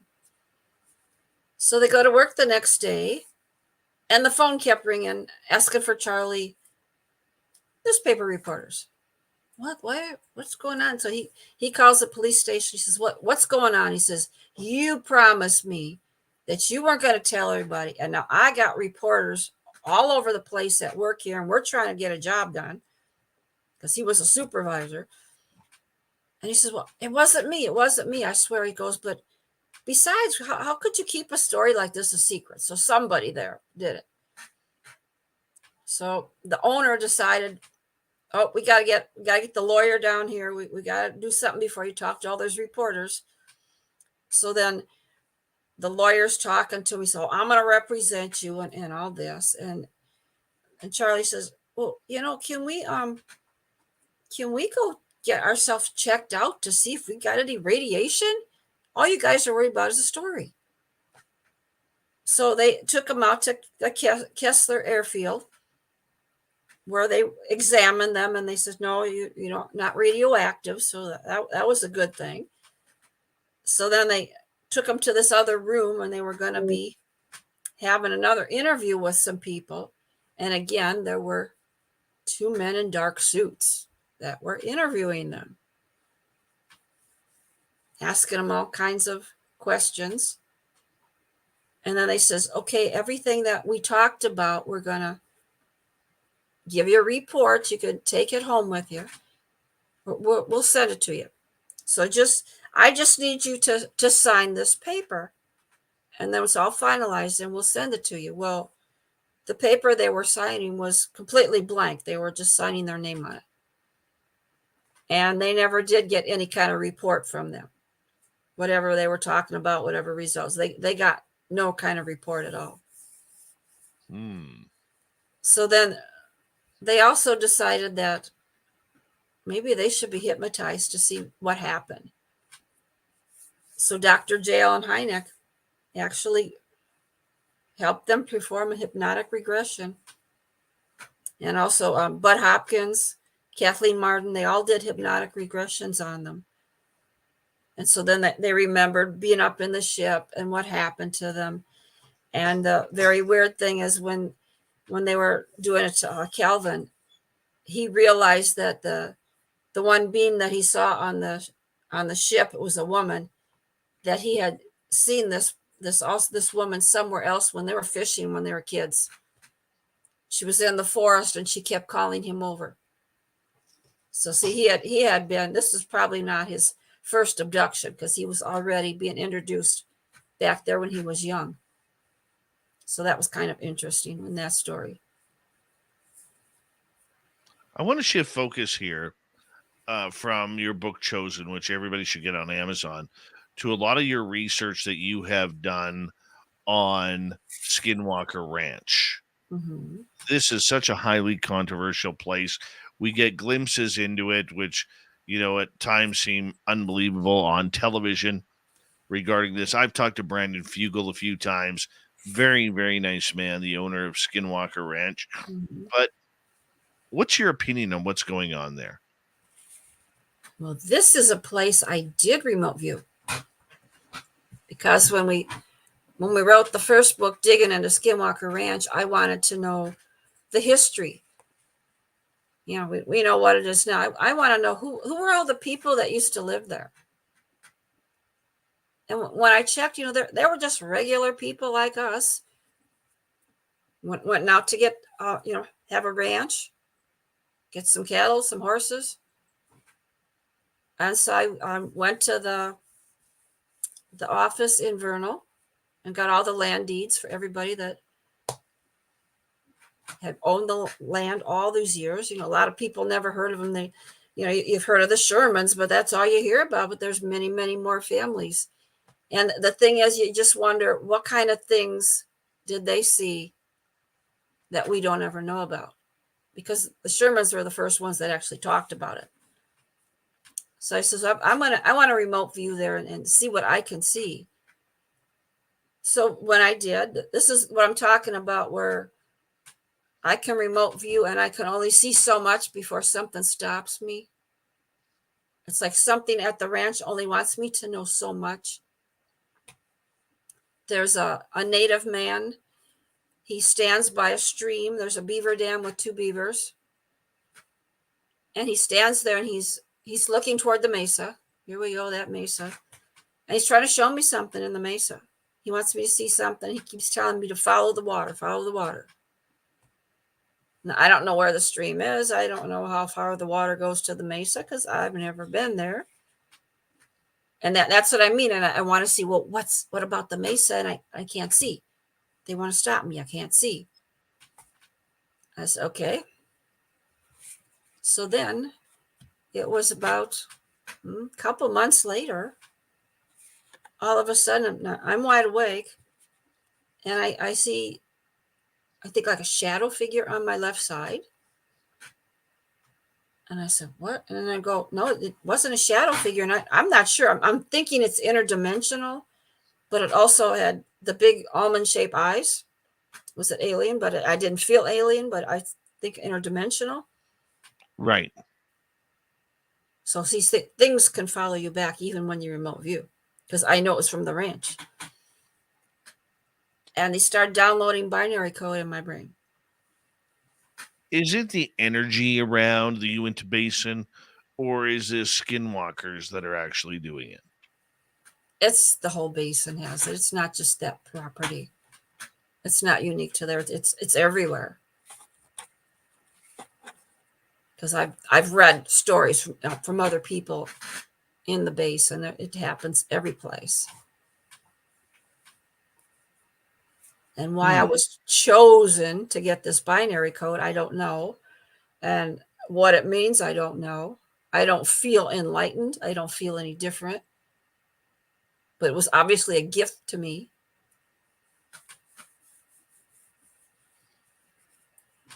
That baffles me, why I got this.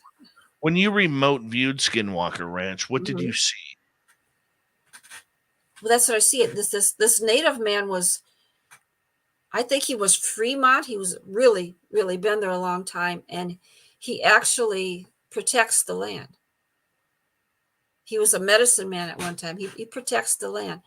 And I do see that he used to live in a cave because the Fremont did live in caves, because he lived in a cave system, and he put stuff down in the cave, and he had drawings on the wall. I wish I knew where that cave was. It won't let me see. It won't let me see exactly where this cave is. But I see him go in there. Wow. Wow. You know, they're busy looking up in the sky, and there's stuff in the ground. I see it.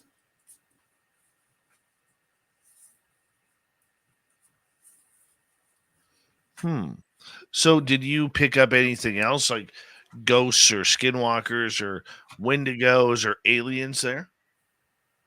Well, I saw that there were there's 2 dimensions, and they're kind of bumping into each other, which causes a lot of interference with the equipment. And there's interdimensional beings. I see elementals, and I don't see any skinwalkers. I don't want to see a skinwalker. That's Yeah, the last thing I want to see. I'd rather see an alien, I think. we're getting a lot of questions about remote viewing Mhm. in our chat room. And Shadow Time Writer is asking, did you ever remote view the Wilson Ranch? Not yet. I was thinking about it. Not yet. What do you look for when you were remote viewing? I just go to that place, and then things just come to me. Because I also work on missing person cases. I remote view to do that too. And you just go to a location, and you just see things around you. You're standing there, and you see things around you.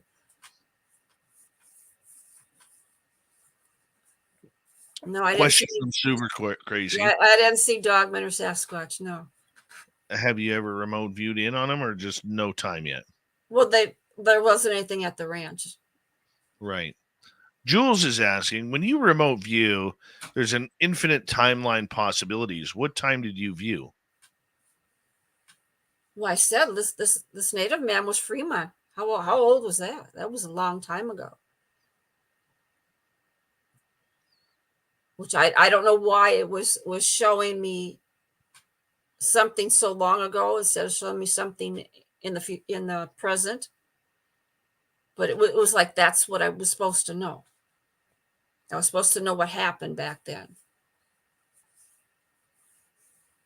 which probably has something to do with the secret. I don't know. It was a strange remote view. Usually when I remote view, I'm seeing the present. Okay, so for people who don't understand what remote viewing is, could you break it down for us? I can be in one place, and I can see what's going on somewhere else. And don't ask me how I do it, because I've been born this way. I always do this.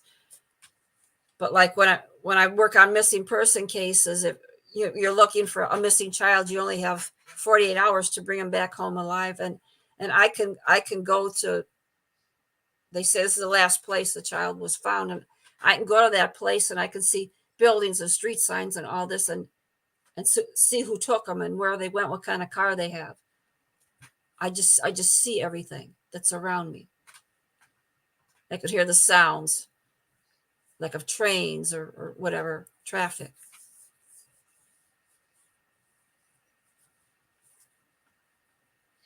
Okay, so when you are remote viewing, do you set your own targets on what you want to see? Yes.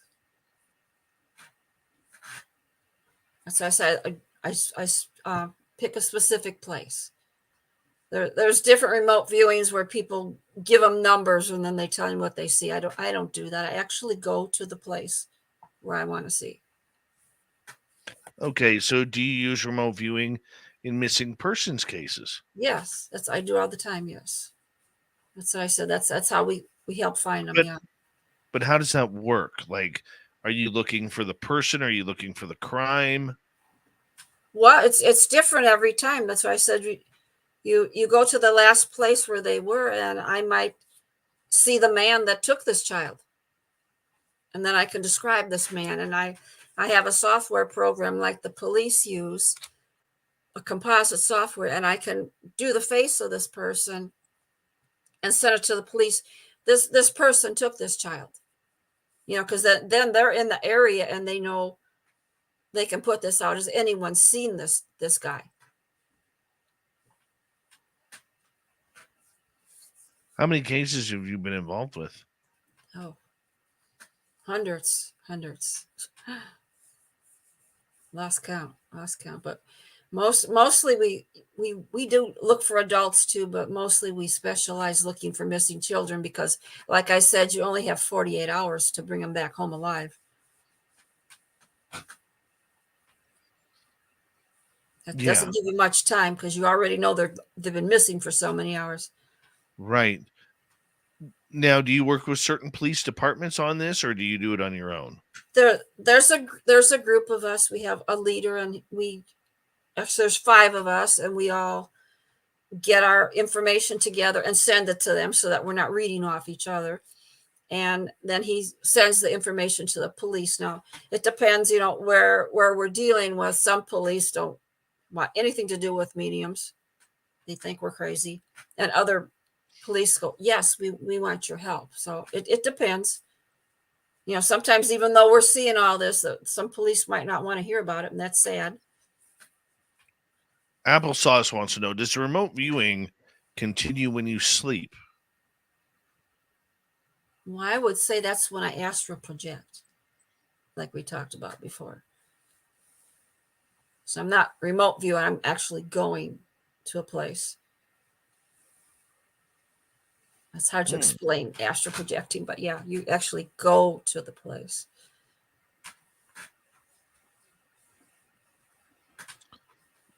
Okay, so do you use remote viewing specifically for missing people, or do you also use it for everything from UFOs to paranormal stuff? I use it for a little bit of both, yes. Like if I'm going to go with some friends to a place to investigate, I kind of remote view that place before I go there, because there's always a spirit that knows I'm coming. 3 days before I get there, there's a spirit talking to me, trying to tell me something, want me to know their story, and I kind of remote view the location to look around. I always do that when I'm going to a haunted location. Okay. When you were dealing with ghosts then, are you trying to find out their story? Are you trying to prove life after death? Are you trying to prove why they're still here? They are, this particular one that will come to me, they want to tell me their story. Ooh, it's getting really cold here. Okay, somebody's here. They want to tell me their story. When I get there, because everybody's just out there with their flashlights, and knock on the wall stuff, which I would never do that. But they want to tell me how they died. Maybe they were murdered. They want to tell me their story. They want their story to be told. And that's important, because sometimes they don't move on till they get to tell their story to someone. That this person killed me, and I want to tell somebody before I leave. Just simple things like that. Yeah, and I do ask a lot of questions, like, where do we go when we die? Do we go up, down, or we just go to another dimension that's right next to us? I still believe we go to different dimensions. Mike wants to follow that up with, how do you start the remote viewing process? I just go there. I don't have any process. I just sit down in the quiet, and I said I got to go to this place because I have to see this. It's important, and I just focus on that place. And I just go there that fast. Let's go to Derek. Cheryl, do you think evil spirits mask themselves as good ghosts, like past loved ones? I do. Yeah, that could be. That's why we don't know who we're talking to. When you're investigating, people say, I'm talking to a child. Are you? We don't know who we're talking about, who we're talking to. And is it a human we're talking to? Is it alien? Is it interdimensional? We don't know who we're talking to. That's always especially on Ouija boards or something along those lines. Oh, I don't mess with those things, no. But still, even when you're investigating, just anybody here want to talk to me? Well, now you've just invited anybody to come. You have to think about that. How do you know when you're accurate on remote viewing? Well, when we in the missing person cases, when they actually find the child and they apprehend the person that took them, then I get to see the actual photo of that person compared to the drawing that I made, and then I know that I was really accurate. I was really there. It blows my mind. It really does. My photo next to the real person. Let's say you were to remote view me here in the studio. Could you tell me what's on my computer screen? Could you tell me what's hanging on my walls? How big my studio is? Probably, but that's not what I do. I do it for a purpose.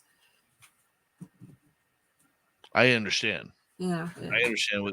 We have 3 minutes to go here with you, Cheryl, and this is time that's just flying on by. Where will you not remote view? What's the danger? I don't think I've ever found a place I wouldn't go. But you got to, like when you're investigating, you just got to be careful. And even when you remote view, I have to tell people you can't follow me back home, because as we know, something did follow me. Thank goodness it was friendly. What's your next book you're working on? I don't have a title for it yet, but it's about how ancient civilizations have built their civilizations so that they align with Pleiades. Right. Because they think that either they came from Pleiades or something came to visit from there. I mean, we don't know because there's no written stories about these people, but it's just so interesting that there's just so many correlations to these sites to Pleiades. And what do you think's out in the Pleiades? I think that's where some aliens come from.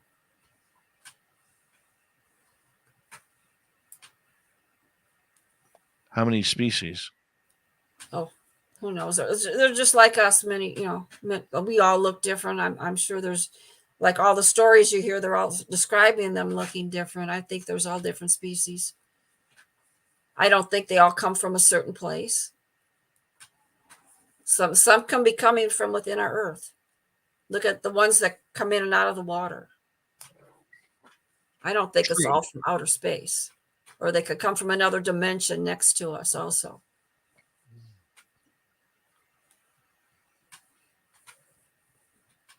One minute to go. Mm-hmm. Tell everybody where they can find your books. You can get my books on Amazon.com. If you want a signed copy, you can message me on Facebook. I have a nice supply here that I can send out. I take PayPal. Very nice. It's a good book to add to the collection. It really is. And I think, with your experience and your stories and your research, I think we're going to hear a lot more from you coming up in the future. Because I was actually writing the book about Pleiades, and I woke up one morning and I'm thinking, no, you got to write Chosen instead. It's like something wanted me to do that one first. Excellent. Cheryl, I want to say thank you for coming on Spaced Out Radio tonight. Been an absolute pleasure to have you here, and all the best to you. Thank you for having me. We appreciate it. Her new book, Chosen, which can be found on Amazon right now. Coming up next on Spaced Out Radio, when we return for hour number 3. You know who's kicking it off. It's Steve Stockton from Among the Missing on YouTube. Then our resident Timbit, Little Timmy Senor, returns for a UFO report where it looks like Jaime Maussan is in a little bit of hot water. Spaced Out Radio continues with Hour 3 next.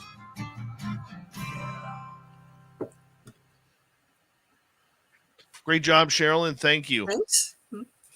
My dog's been so nice and quiet. Yeah. Yeah. You have a good night, okay? Okay, you too. Bye-bye. Bye. Sherilyn Carter, everybody. I will be back in a couple of minutes.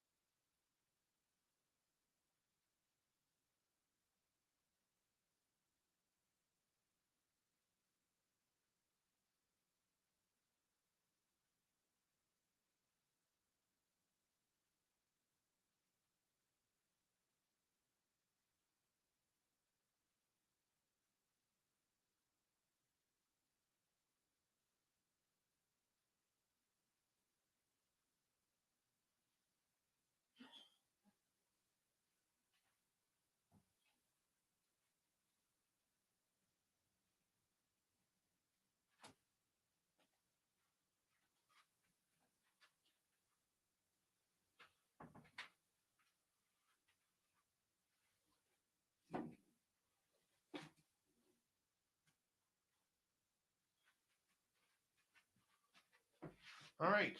Dave's back. Little Timmy Senor is hanging on out in the background.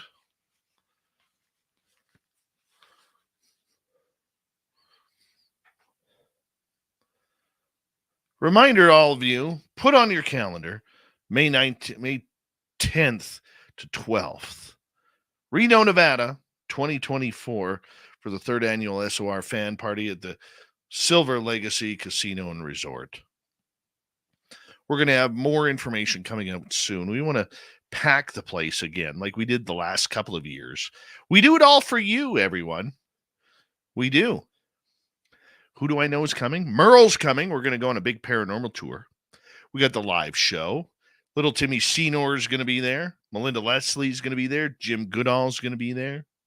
Geraldine Orozco is going to be there. From the Social Dig, little Robbie G is going to be there.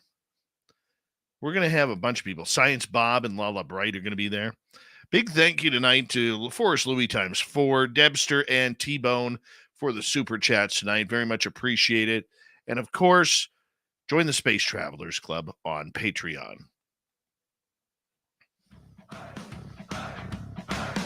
Would you like to connect with us? Head to spacedoutradio.com for all your latest show info. Now, back to Dave Scott and SOR. Third and final hour of Spaced Out Radio is now underway. Good to have you with us. My name is Dave Scott. Always appreciate earning your listening ears wherever you are on this beautiful planet we call Earth. Hello to everyone listening in on our terrestrial affiliates around North America, digitally on Odyssey Radio, TalkStream Live, at KPNL. All of our archives are free. Join us at youtube.com/Spaced Out Radio. Do me the favor, hit that subscribe button. The Desert Clam has set the password for tonight in the SOR Space Travelers Club. Kyrialexi. Kyrialexi is your password. Use it wisely, Space Travelers, as the Clam sets the password each and every night right here on Spaced Out Radio. Our website, spacedoutradio.com. We have a plethora of features for you. Rock out to Bumblefoot, read the news wire, check out our swag as well. Follow us on Twitter at Spaced Out Radio, Instagram at Spaced Out Radio Show, and you can join the Space Travelers Club on Patreon. It is that time of the night where we bring in our good friend Steve Stockton from Among the Missing for another creepy story. Hello, friends. Welcome to Among the Missing YouTube channel on Spaced Out Radio.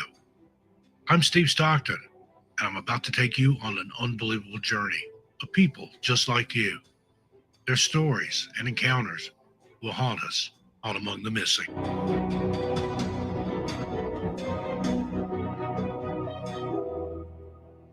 First up, we have Stephen Kubacki. The story of Stephen Kubacki has an air of mystery and the supernatural. Stephen grew up in South Deerfield, Massachusetts, where his father worked in a tire factory and his mother was a secretary at the University of Massachusetts. He graduated from Deerfield Academy in 1972. Stephen possessed a keen passion for the outdoors and loved to go hiking. He even climbed mountains while studying abroad. In February of 1978, the then 23-year-old Hope College student went on a solo cross-country skiing trip near Lake Michigan and failed to return as planned. The following day, snowmobilers in Saugatuck discovered abandoned cross-country skis and a backpack. They reported their findings to the authorities, sparking a massive search for the missing student. Throughout the search, various unexpected events took place. Footprints were discovered at Stephen's last known location. However, they suddenly ceased at the edge of a frozen lake. Although Stephen's backpack and skis were found, no further information was gathered regarding his whereabouts, and ultimately the search had to be stopped. Despite facing challenging circumstances, Stephen's loved ones kept a positive outlook and prepared for any outcome. It was in May of 1979 that Stephen, who had been missing for over a year, made an unexpected appearance at his parents' doorstep. This turn of events was quite surprising. Stephen had woken up in a field in Pittsfield, Massachusetts, hundreds of miles from where he was last seen, but only 40 miles from his parents' home. He couldn't recall much of his experience, which was peculiar because he was wearing clothes that did not belong to him and carrying unfamiliar maps and hitchhiking signs from San Francisco, Sacramento, Reno, Utah, and Chicago. Following his reappearance, Stephen said, quote, "I feel like I've done a lot of running," end quote. Stephen reported feeling cold and scared before experiencing memory loss, attributed it to fatigue and exposure. He planned to schedule a physical exam with a doctor, but was reluctant to seek help from a psychiatrist. Stephen confirmed that he had been mentally stable before the skiing trip. He says, quote, "My father was going to sign over the house to me. I had 3 courses at school and no trouble. I left a romance in Germany. There was no trouble with girls. I had a job lined up with the Holland Sentinel newspaper," end quote. Stephen consciously decided to avoid media attention and financial gain related to his experience. UFO and alien abduction theorists often reference his case as a prime example of someone being taken and returning without recollection of their whereabouts or experimentation. Stephen received his degree from Hope College in 1979 and completed a 2-year internship at Dartmouth Medical School in 1992 before becoming a professor at the University of Wyoming. While there, he was honored with a fellowship from the American Psychoanalytic Association. Is it possible that Stephen Kubacki fell victim to the mysterious Lake Michigan Triangle, known for the numerous disappearances of planes, boats, and people over the years? This is a thought-provoking idea to consider. And we say thank you to Steve Stockton from Among the Missing to hang on out with us and give us another creepy story. He'll be back tomorrow night to kick off hour number 3. If you want more, all you got to do is go into YouTube, type in Among the Missing, and hit subscribe and ring that bell. All right, from the missing to the mysterious, it's time for little Timmy Senor to bring us the UFO report. Nobody's gonna know. They're gonna know.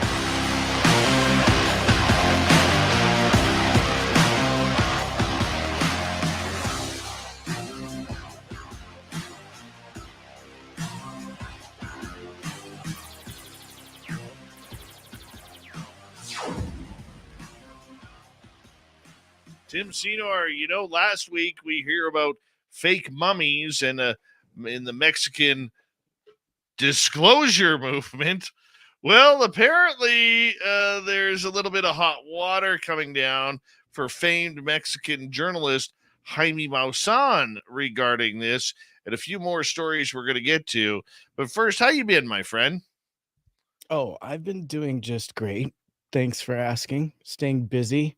It's starting to cool down a little bit here in the the Northwest, and so we're getting ready. We're getting ready for a cold one this year. Well, I actually had to get up early this morning and clean up garbage because a bear came into my yard last night, and he decided to feast on my plastic bags. And it was quite the mess in the old front yard, but I don't mind. I know it's bad for bears, okay? Garbage is bad for bears because it creates lazy bears, and they keep coming back, and that's how they turn aggressive. And I don't like that part about it. But I like the bears being around. I don't mind because you know where I live, man. I'm in their territory, right? And I don't mind because I'm kind of invading on their space. So I had to clean up a mess last night. My neighbor caught the bear on her doorbell camera. And I'm telling you right now, I wouldn't want to meet this guy. Wouldn't want to meet this guy. He was big. A He was black big. bear. Yeah, big black bear. Wow. Yeah. Yeah. It's it's the wilds up there. It's I'm no gonna surprise. see if I could pull up the video here. Give me That'll one be second. fun. That'll be fun. Yeah. I mean, when I came up, I know just on our adventure, we had security to keep us safe from not just Sasquatch, but bears when we were out there. So, yeah, they're everywhere out there. And so, what can you do in the future with your garbage to make sure that they won't get access? Is there something you're supposed to do? Oh, You lock it up, or yeah, lock it up and put it in places kind of out of sight, out of mind. But I yeah, mean, I have a carport. I mean, if yeah. if You they don't want catch to. the smell, I've had my garbage can over the years kind of ripped open and all sorts of stuff. It I'll bet. doesn't. He's like, it's no big It deal. doesn't matter. This guy. Yeah, we had a bunch of deer in your yard while I was there. It was beautiful.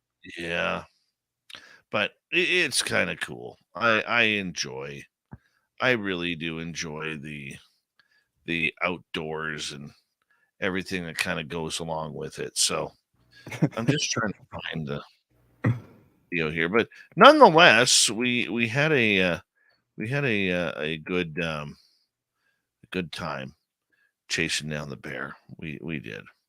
Like to do it again, to be blunt. Like to do it again. I don't mind. You Really, Canadians and your bears. I love it. yeah. You live Hey, hand in paw. that's what living in nature is all about, my friend. Yeah. Yeah. You It's not know, just Bigfoot you have to deal with. You actually have to no, deal with bears too. Bigfoot's a little while away. Oh, I found the video. Hold on. I'm just Cool. gonna so I'm for our excited. radio audience, it's Yeah.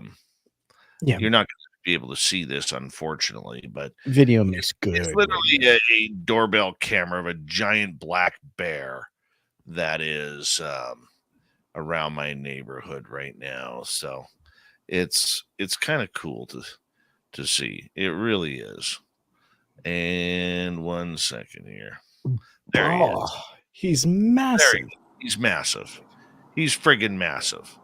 Good Lord. Oh, and he Yeah, got up on his hind legs too. hind legs, kind of just sniffing around the neighbor's patio or wherever this is, or front door or whatever. I mean, And you can see how look these at the dudes. size of that sucker. Look at the size of him. Wow. That's at least a 300-pound bear. At Forget least a about it. 300-pound bear. That is a big bear. Big bear. Nice and cuddly and cozy and Whoops. all that kind of stuff. Gotta love Facebook sometimes. Me. Play this again. I want to see this again. Yeah, you You do. know, like just big. When they big. get up on their back legs like that, it's no surprise that people mistake them for Sasquatch, though. Look at those big. Oh thick yeah, legs. big ham hocks and Yeah. Yeah, that's the guy. So this video was taken probably, I would say, 400 yards, 500 yards from my house. Okay, that's not too far. This was last night too. This last night. So Yeah. he finally made his way over to my garbage can, and obviously there was something in there that kind of caught his scent. I'm going to say it was the corn on the cob that was The in butter. there, cob stalks. But yeah, happy guy. Yeah, you Happy put guy doing his thing. honey on your corn too. Probably. No, I don't. Tempting don't. Yogi to your garbage not. cans. But that's pretty cool. That's pretty cool. Anyways, let's get to Jaime Maussan here. What's going on with old Jaime? Because he could be in some legal trouble here, you're saying. Indeed. So the mystery surrounding the two alien corpses deepens now as Peru launches a criminal probe into the UFO expert that delivered the evidence. And so the UFO expert who presented, quote, non-human bodies in Mexico has insisted he did, quote, absolutely nothing illegal, end quote. And after Peru launched, a criminal probe into how the, quote, three-fingered aliens left the country, Jaime Maussan, a Mexican UFO enthusiast, claims to have found the corpses, which he has named Clara and Mauricio, in 2017 in Peru, near the pre-Columbian Nazca lines, a mysterious set of ancient geoglyphs. And so now Peruvian officials who insist the corpses are from Earth have questioned the journalist about how the aliens, quote, left the country and came into his possession. So Culture Minister Leslie Ortega said that they were looking into how the pre-Hispanic bodies left Peru, adding that a criminal complaint has been filed against Mr. Maussan. Now, Mr. Maussan of 70 insists that he is innocent and says, "I'm not worried. I've done absolutely nothing illegal." So he could not explain how the corpses came into his possession, but he said that he would reveal all, quote, at an appropriate time. And so Mr. Maussan unveiled the two bodies in front of the Mexican Congress in what he described as a, quote, watershed moment earlier this week. And so, speaking under oath on Tuesday, he said that these specimens are not part of our terrestrial evolution. These aren't beings that were found after a UFO wreckage. They were, quote, found in a diatom or algae mines where they were later fossilized. And so he went on to say that whether they are aliens or not, we don't know. But they were intelligent and they lived with us. So they should rewrite history. And we are not alone in this vast universe. We should embrace this reality. And so, but it's not just the Peruvian officials who are skeptical, and now others have been quick to rubbish the claims as well. So it's unfortunate that, these events are taking place now. But before we dive into some of the evidence that's being presented in detail, just a quick scraping of the surface here.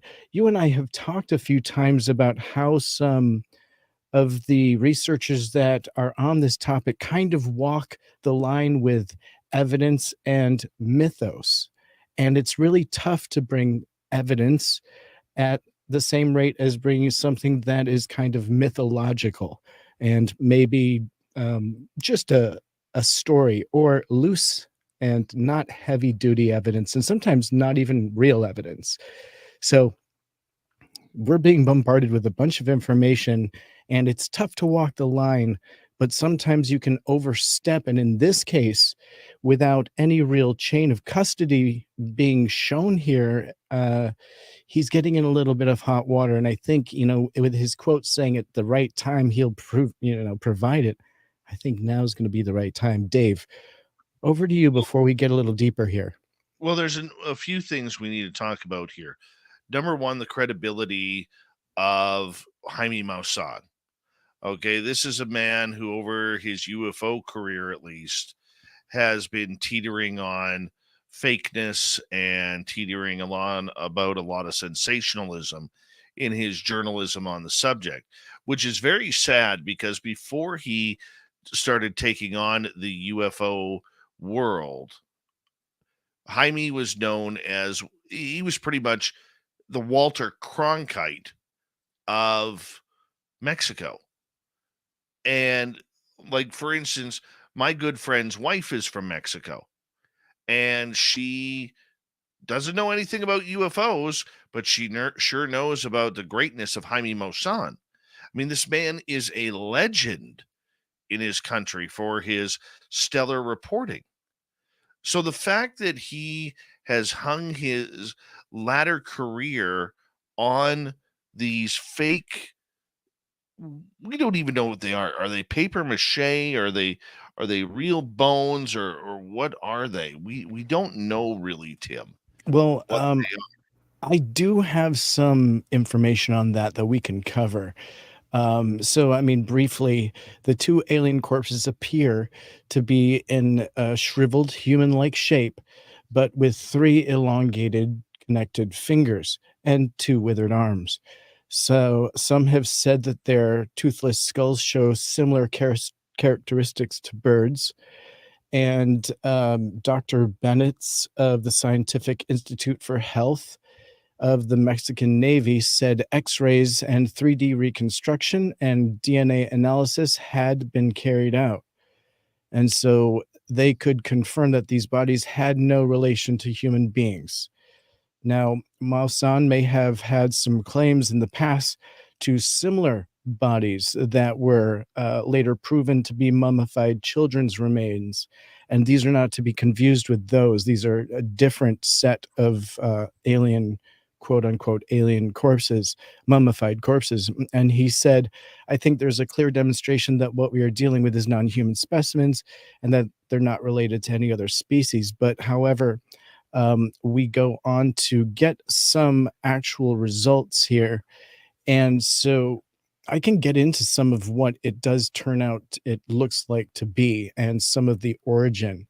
But understand that even with the origin of the quote unquote fake aliens, if we're going to call them that at this point, there's also a story somewhere in there that the originals were swapped out at their at when they were first found with these fakes. So no matter how deep you get on whether these are real or not, there's always a story, somewhere to undermine and give you another conspiracy theory. But Dave, please, back to you before I go a little deeper. Well, I mean, and I appreciate you cutting me off there to kind of explain what these miniature bodies were made of. But the one thing, and I've done a couple of voiceover documentaries for the Nazca lines, so I'm pretty familiar with it. Okay, and what that is the government of Peru is very, very protective of the history around the Nazca lines, and especially knowing that there are burial grounds there that are literally raided by tomb raiders on a very often basis, where they're looking for treasures, they're looking for gold, they're looking for silver and other antiquities that they could get their hands on.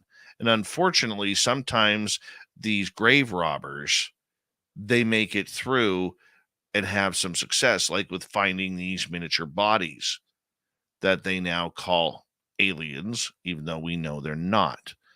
And the Peruvian government has been trying to catch these grave robbers so that way they could stop them from desecrating sacred grounds to keep the history going.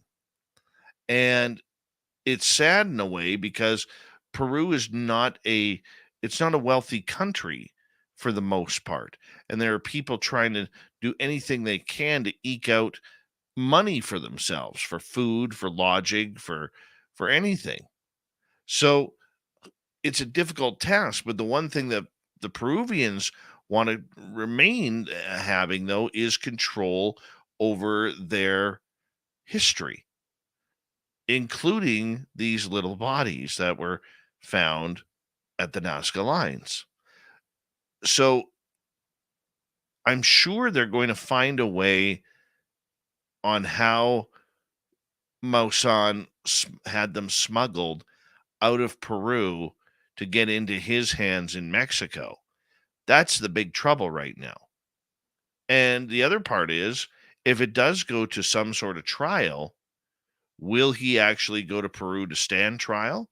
Will the Mexican government have to send him there? Because there's a likely chance he's not going to get a fair trial down there, even if he was found guilty.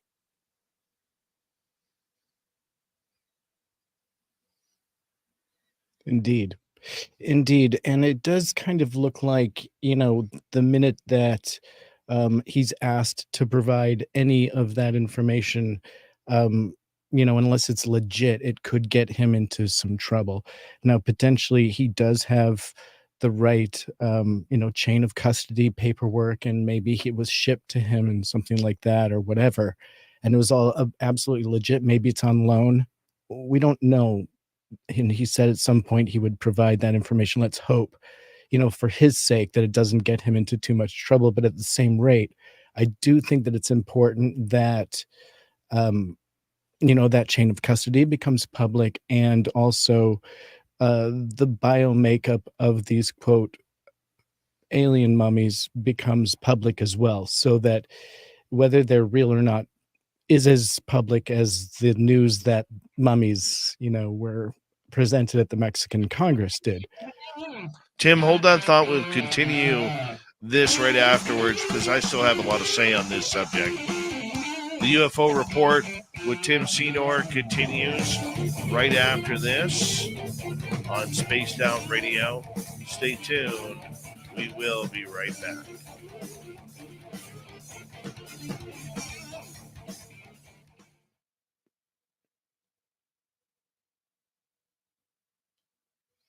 How you doing there, little Timmy Senor? Oh man, so good. Really good. I got everything organized today at my work, so super productive day. Thanks for Mhm. asking. Thanks for asking. Good. That was a This big guy. bear, eh? That was a big bear. Yeah. And Yeah. he does his work in the wee hours. He's like a garbage man. He's like out there turning the garbage at like 4 a.m. Mm-hmm. Trouble. I thought it was Absolute. hilarious. Yeah. You Canadians finding bears funny. If there was a Yep. bear in my neighborhood, there would be like such a hoopla. Forget about it. It Love would to make see the news. There was a bear in the neighborhood. a bear in the neighborhood. Oh man. Good stuff. I thought so. Yeah. I And thought so. yeah. I think we knew that this was going to get some kind of pushback. I didn't know that they were going to go this route. But man, I bet this woke up Jaime from his nap. Probably. I doubt it, but probably. The 2 times I have been in the same room as him, he was napping during the presentations. He just folded his arms and slept. Chill. Not an issue in the world. Nah.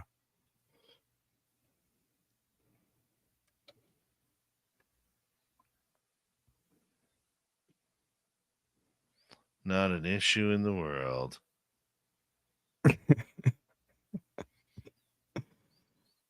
Oh man, but we need to talk about this because we need to talk about whether it's helping or hurting. Ufology? Yeah. Oh, yeah. And I We'll mean, get even in general, not just him, but anytime you've got your purveyors that don't filter the material before they put it out to the public. You got to filter it, right? Mm-hmm. You can't just put everything out. If you know it's a Mylar balloon, don't put it out. I mean, or put it out and be like, this is what Mylar balloons look like.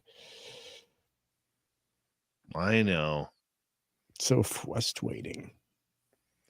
I know. It still happens today. Just all the time it happens. And then the news grabs it and puts it up there like, look, UFOs. And you're like, they're showing Mylar balloons on Fox. Great.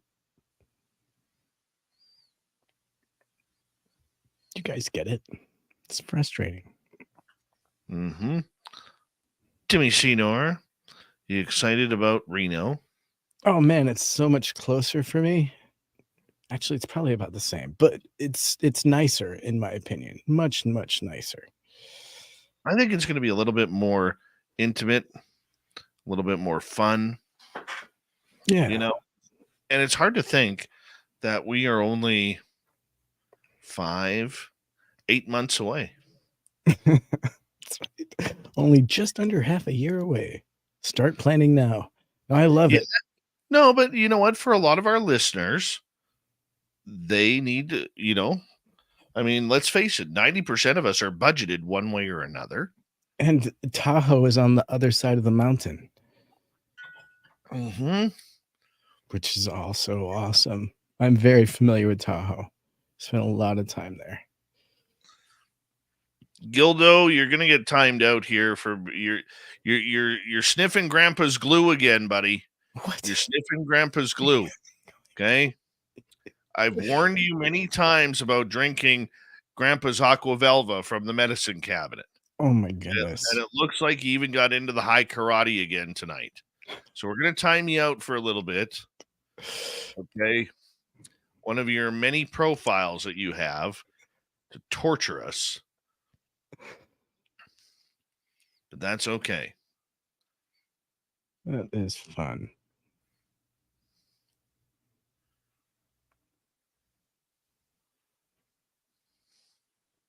Dave cracking the whip, keeping it real. You know what? You can make comments about me all you want, but when you're making comments about shaving your nether regions and all this kind of stuff, we have a lot of good people in our chat room who don't need to read that crap. Yeah. All right, we got No. 5 seconds here.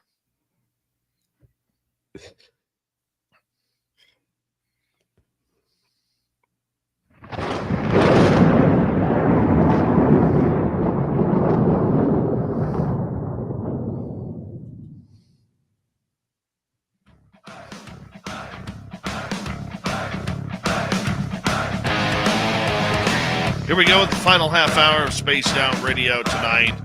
Good to have you with us. My name is Dave Scott. The man who wears a lot of tinfoil when he's around a microphone. Reminder to all of you that if you missed most of this show or others, check out our free archives by going to youtube.com/Spaced Out Radio. Do old Davey the favor. Hit that subscribe button. Our website, spacedoutradio.com. We have a plethora of features for you. Rock out to Bumblefoot, read the news wire, check out our swag as well. Follow us on Twitter at Spaced Out Radio, Instagram at Spaced Out Radio Show, and don't forget to join the Space Travelers Club on Patreon. We want you there as well. Tim Senor is here for the UFO report. We continue on talking about this amazing story about journalist Jaime Maussan, who is getting in a lot of legal trouble down in Peru because the Peruvian government wants to know how he got the fake alien bodies, which are actually miniaturized people, from Peru to Mexico. Tim, fill us in. That's right. And from the beginning, it would seem that the perpetrators rather, of this hoax, if it is one, were in zero doubt about what they were doing. Because from the team of experts that were put together to review the bodies, along with a lot of crowdfunding and sourcing of funds to make the study even possible. And so there were a lot of moving parts to this, and it stems back to, I think, all the way back to 2017, when this claimed to have tracked down the person that discovered the original videos of the mummies and things like that that looked exactly like these Nazca mummies, in order to show viewers how such mummies could be created as a hoax. And then since then, it kind of seems like potentially there have been others that have come out that can look like that. But we know that either way, these in particular were of exceptional quality. They were about a dog-sized skeleton. The molds had 3-fingered beings that seemed to have been shamelessly hodgepodged together from real disarticulated human remains, covered in white plaster, and presented to the world as though they were fully intact extraterrestrial beings that had been discovered in the Peruvian wilderness. Now, as some of the remains themselves were actually taken apart and looked at, it does seem that some of them were actually animal parts. And so they did determine through extensive scientific analysis, mainly DNA and C14, that the origin of the bodies and the mummified organs that were discovered were in fact partially human and animal.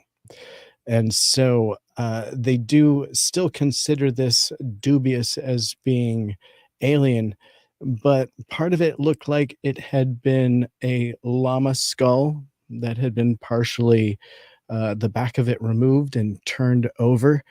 And so some of it experts have pretty much determined to be animal and not alien in origin.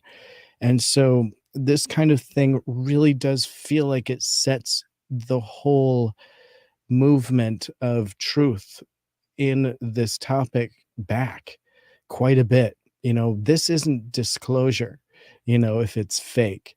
What it does is it makes us look like we're all full of nonsense with hoaxes and fake stories. And the fact is these bodies now could even be the referenced bodies that David Grush was talking about as far as the public's concerned.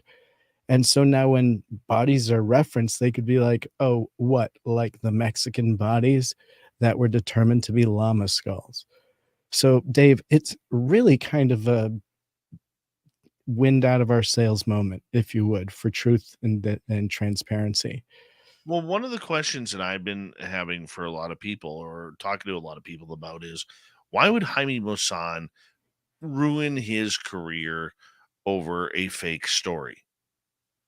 That's what nobody seems to be able to understand with this. I mean, like I said in the first half hour we were talking, okay, this guy is like has always been like the Walter Cronkite of journalism in Mexico. He has, he's been a titan on TV that when Jaime speaks, everybody in Mexico listens. And that's a lot of power to have. So the fact that he would hang his career on these and knowing it's illegal to remove anything from the tombs outside of Peru, is this narcissism? Is it ego? Is it, is there a lot of money at play here? We don't really know, right? And look, a lot of people, you can't compare what Jaime Maussan has done to what George Knapp has done in this field. George Knapp has been able to work his way with his sources right to the top of the UFO story. And he takes a hell of a lot of criticism for that, unfortunately.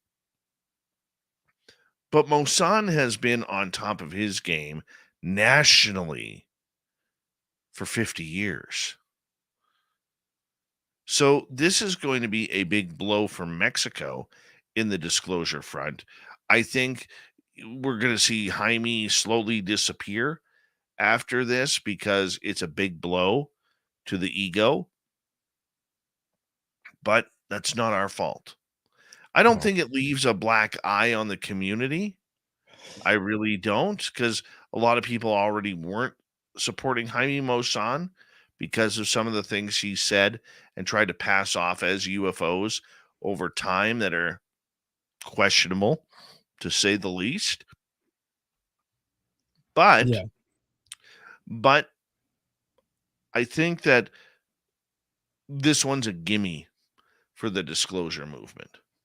It's a gimme saying, look, we know the guy was faking things. You guys on the tinfoil hat side are thinking he's faking things. Let's just not even worry about old Jaime and just move on. And I think that's what it is, Tim. Yeah, I think you're absolutely right there. I don't think Jaime's going to fade off into the distance, though, because let's consider this is the guy that brought us the metapic creature that turned out, I forget how to say it, but it turned out to be a skinned monkey. He championed a hoax that was called the Roswell Slides in 2015 that perpetuated to show a photo of alien body that turned out to be a mummified 2-year-old boy, right? Sort of part of the Nazca Mommy hoax, claiming to have discovered a demon fairy in 2016 that was revealed to be some conglomerate of a bat, wooden sticks, unseen epoxy, and other items, things like that, which not until he sold it, though, by the way. He sold that item for $10,000 before, he let that story go. He, did a few things that are shady and look like he's in it for dollars.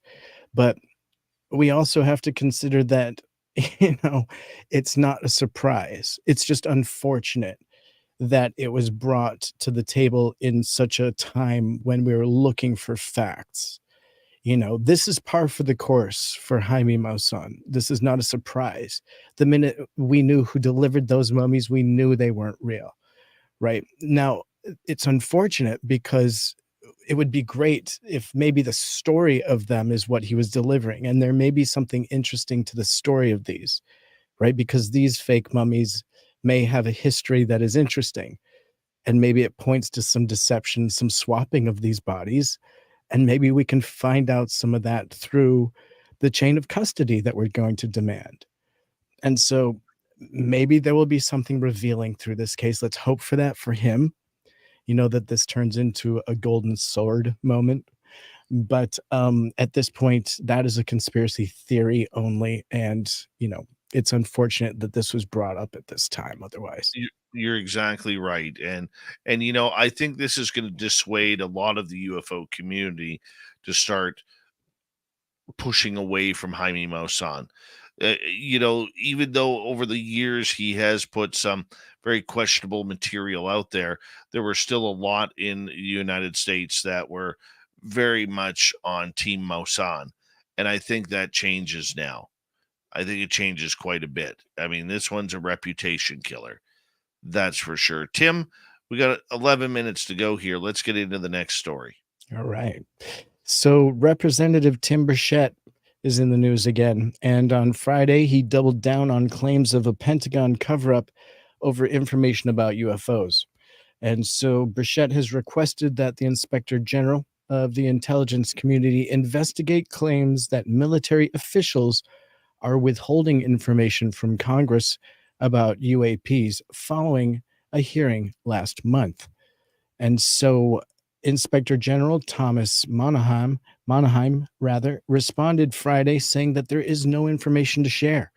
As a matter of discretion, ICIG notes in this quote that it has not conducted any audit, inspection, evaluation, or review of any alleged UAP programs within the responsibility and authority of the DNI.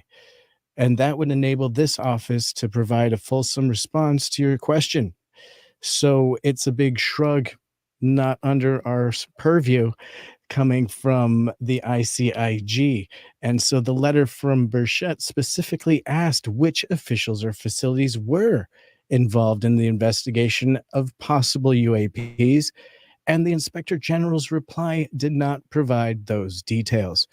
And so in the quote, the ICIG office did nothing to look into the information they received from David Grush on UAP crash retrieval programs, and Burchett said on X, formerly known as Twitter, on Friday that they have no information they can give to Congress.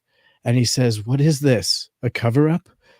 And so the Tennessee Republican is among a group of a half dozen members of Congress who led a hearing into UAPs in July, saying that additional information from military leaders is needed and the government must be more transparent in communicating information about these objects.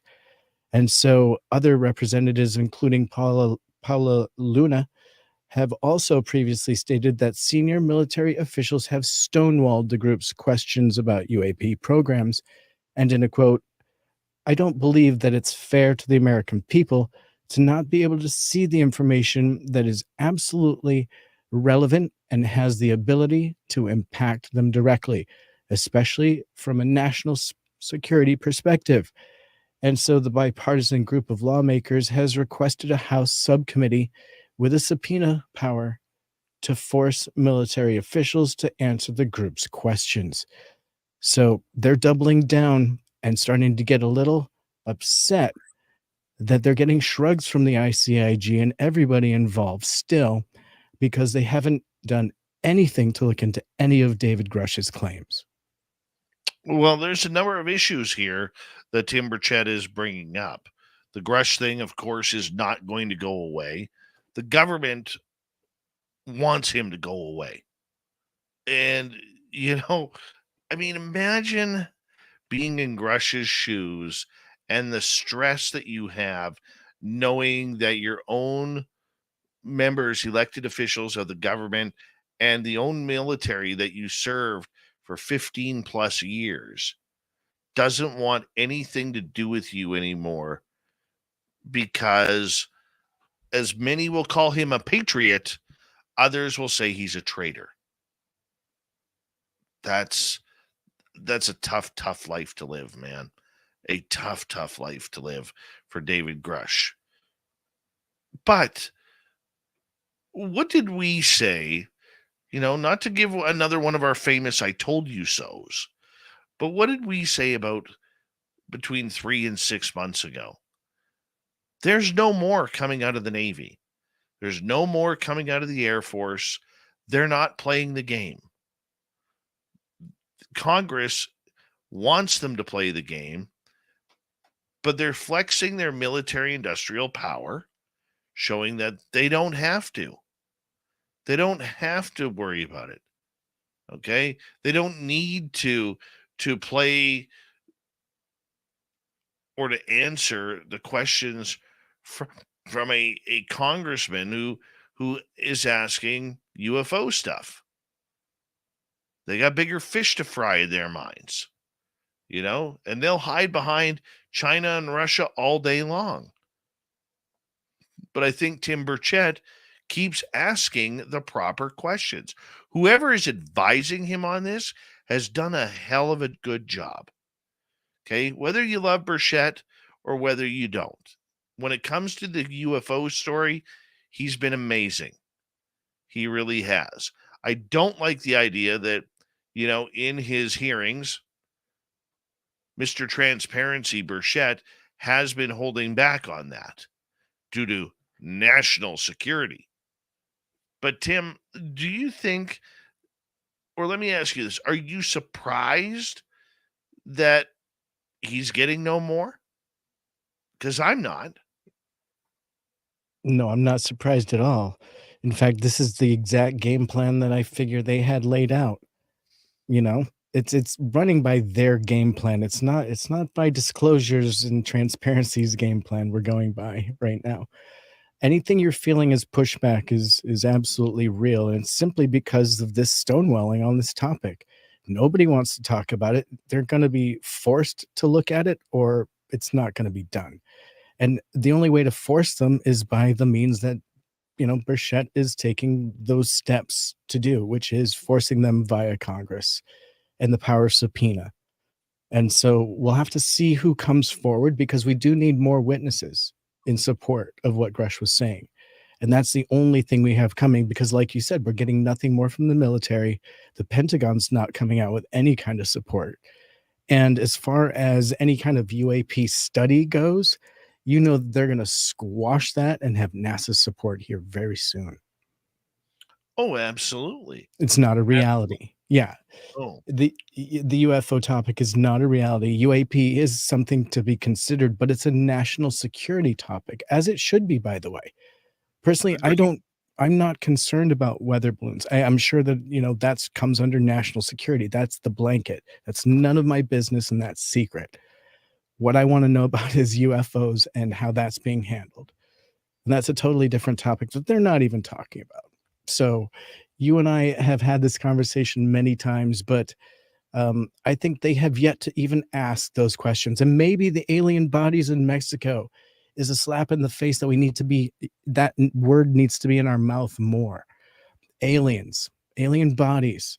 It's more of a reality. Let's see what's real and what isn't. Maybe that's all part of it. Who knows? Maybe we'll be thanking Jaime at one point for just breaking that alien body door down. You never know, Tim. You got anything else for us? I don't tonight. I don't. That was it. I just had those two biggies. No, we got 3 minutes left.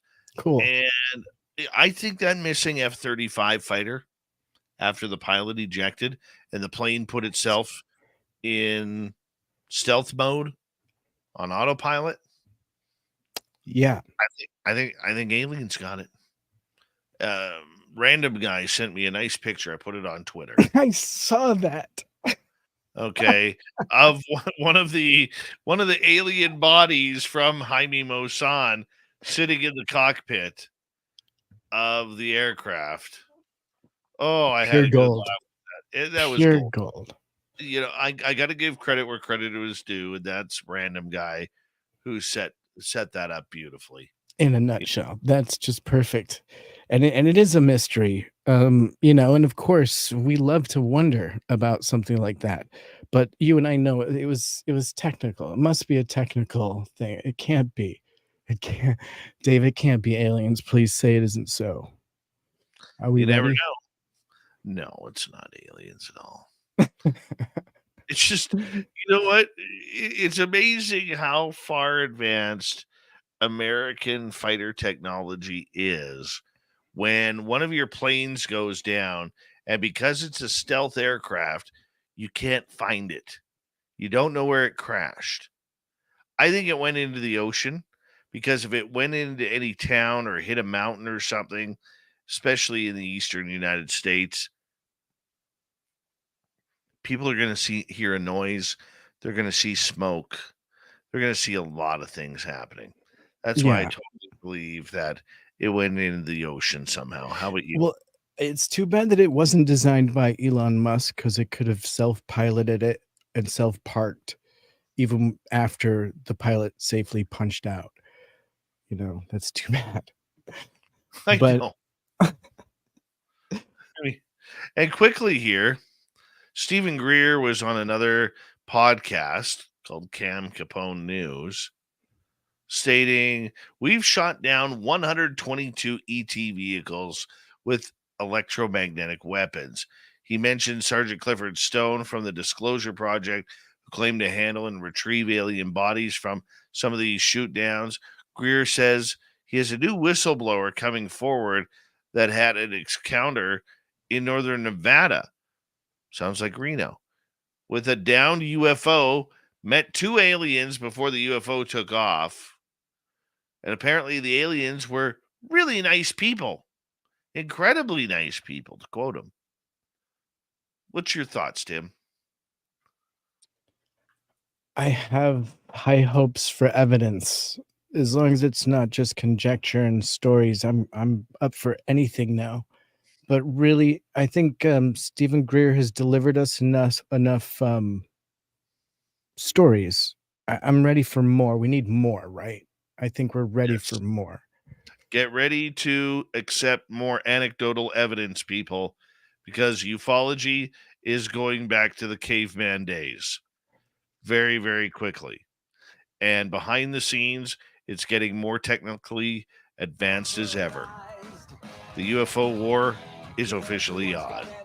And we're right in the middle here on Spaced Out Radio. Thank you, Timmy Senor, for the UFO report. We got Mr. Ron Bumblefoot Thal rocking in the background with Little Brother Is Watching. Bumblefoot is the official music of Spaced Out Radio, rocking us in and out of every single show. Get your horns up for the guitar god himself. Special thanks to everybody listening in at work, at home, in your cars, wherever you may be. Thank you to everyone in our chat rooms tonight. YouTube, Twitch, LGAP, Facebook, Spreaker, LinkedIn, the Space Travelers Club, and on Twitter, hashtag Spaced Out Radio. I know you're out there somewhere. Remember, this show is copyright by Spaced Out Radio and SOR Media Ventures Limited.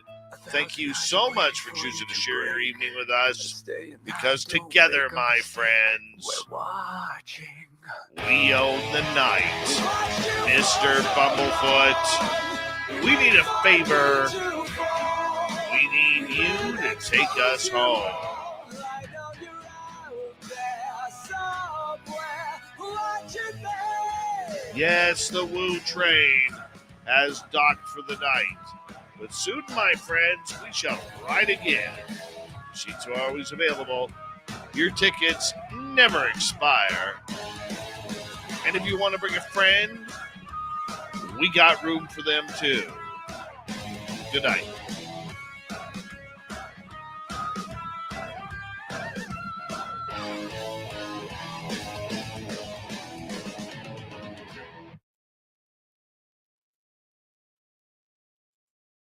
High quality show, people. High quality show. That's all I'm going to say. High quality. All right, ladies and gents, I am extremely tired here. So I'm going to head to bed and edit these in the morning. But thank you, Cheryl Carter, for being our guest. Louis ×4, Deb, T-Bone, and Lord William for the super chats. I'll try and take a nap tomorrow before the show, so I have a little more energy to spend with you. I apologize, but we'll make it happen tomorrow night, people. And take care. Good night.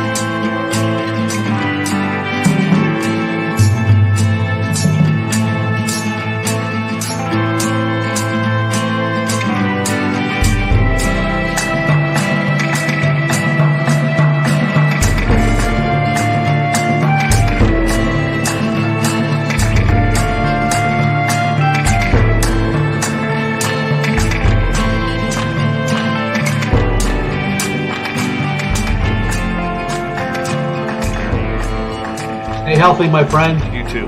If you need bail money, give me a call. Always, Dad. Take care. You too.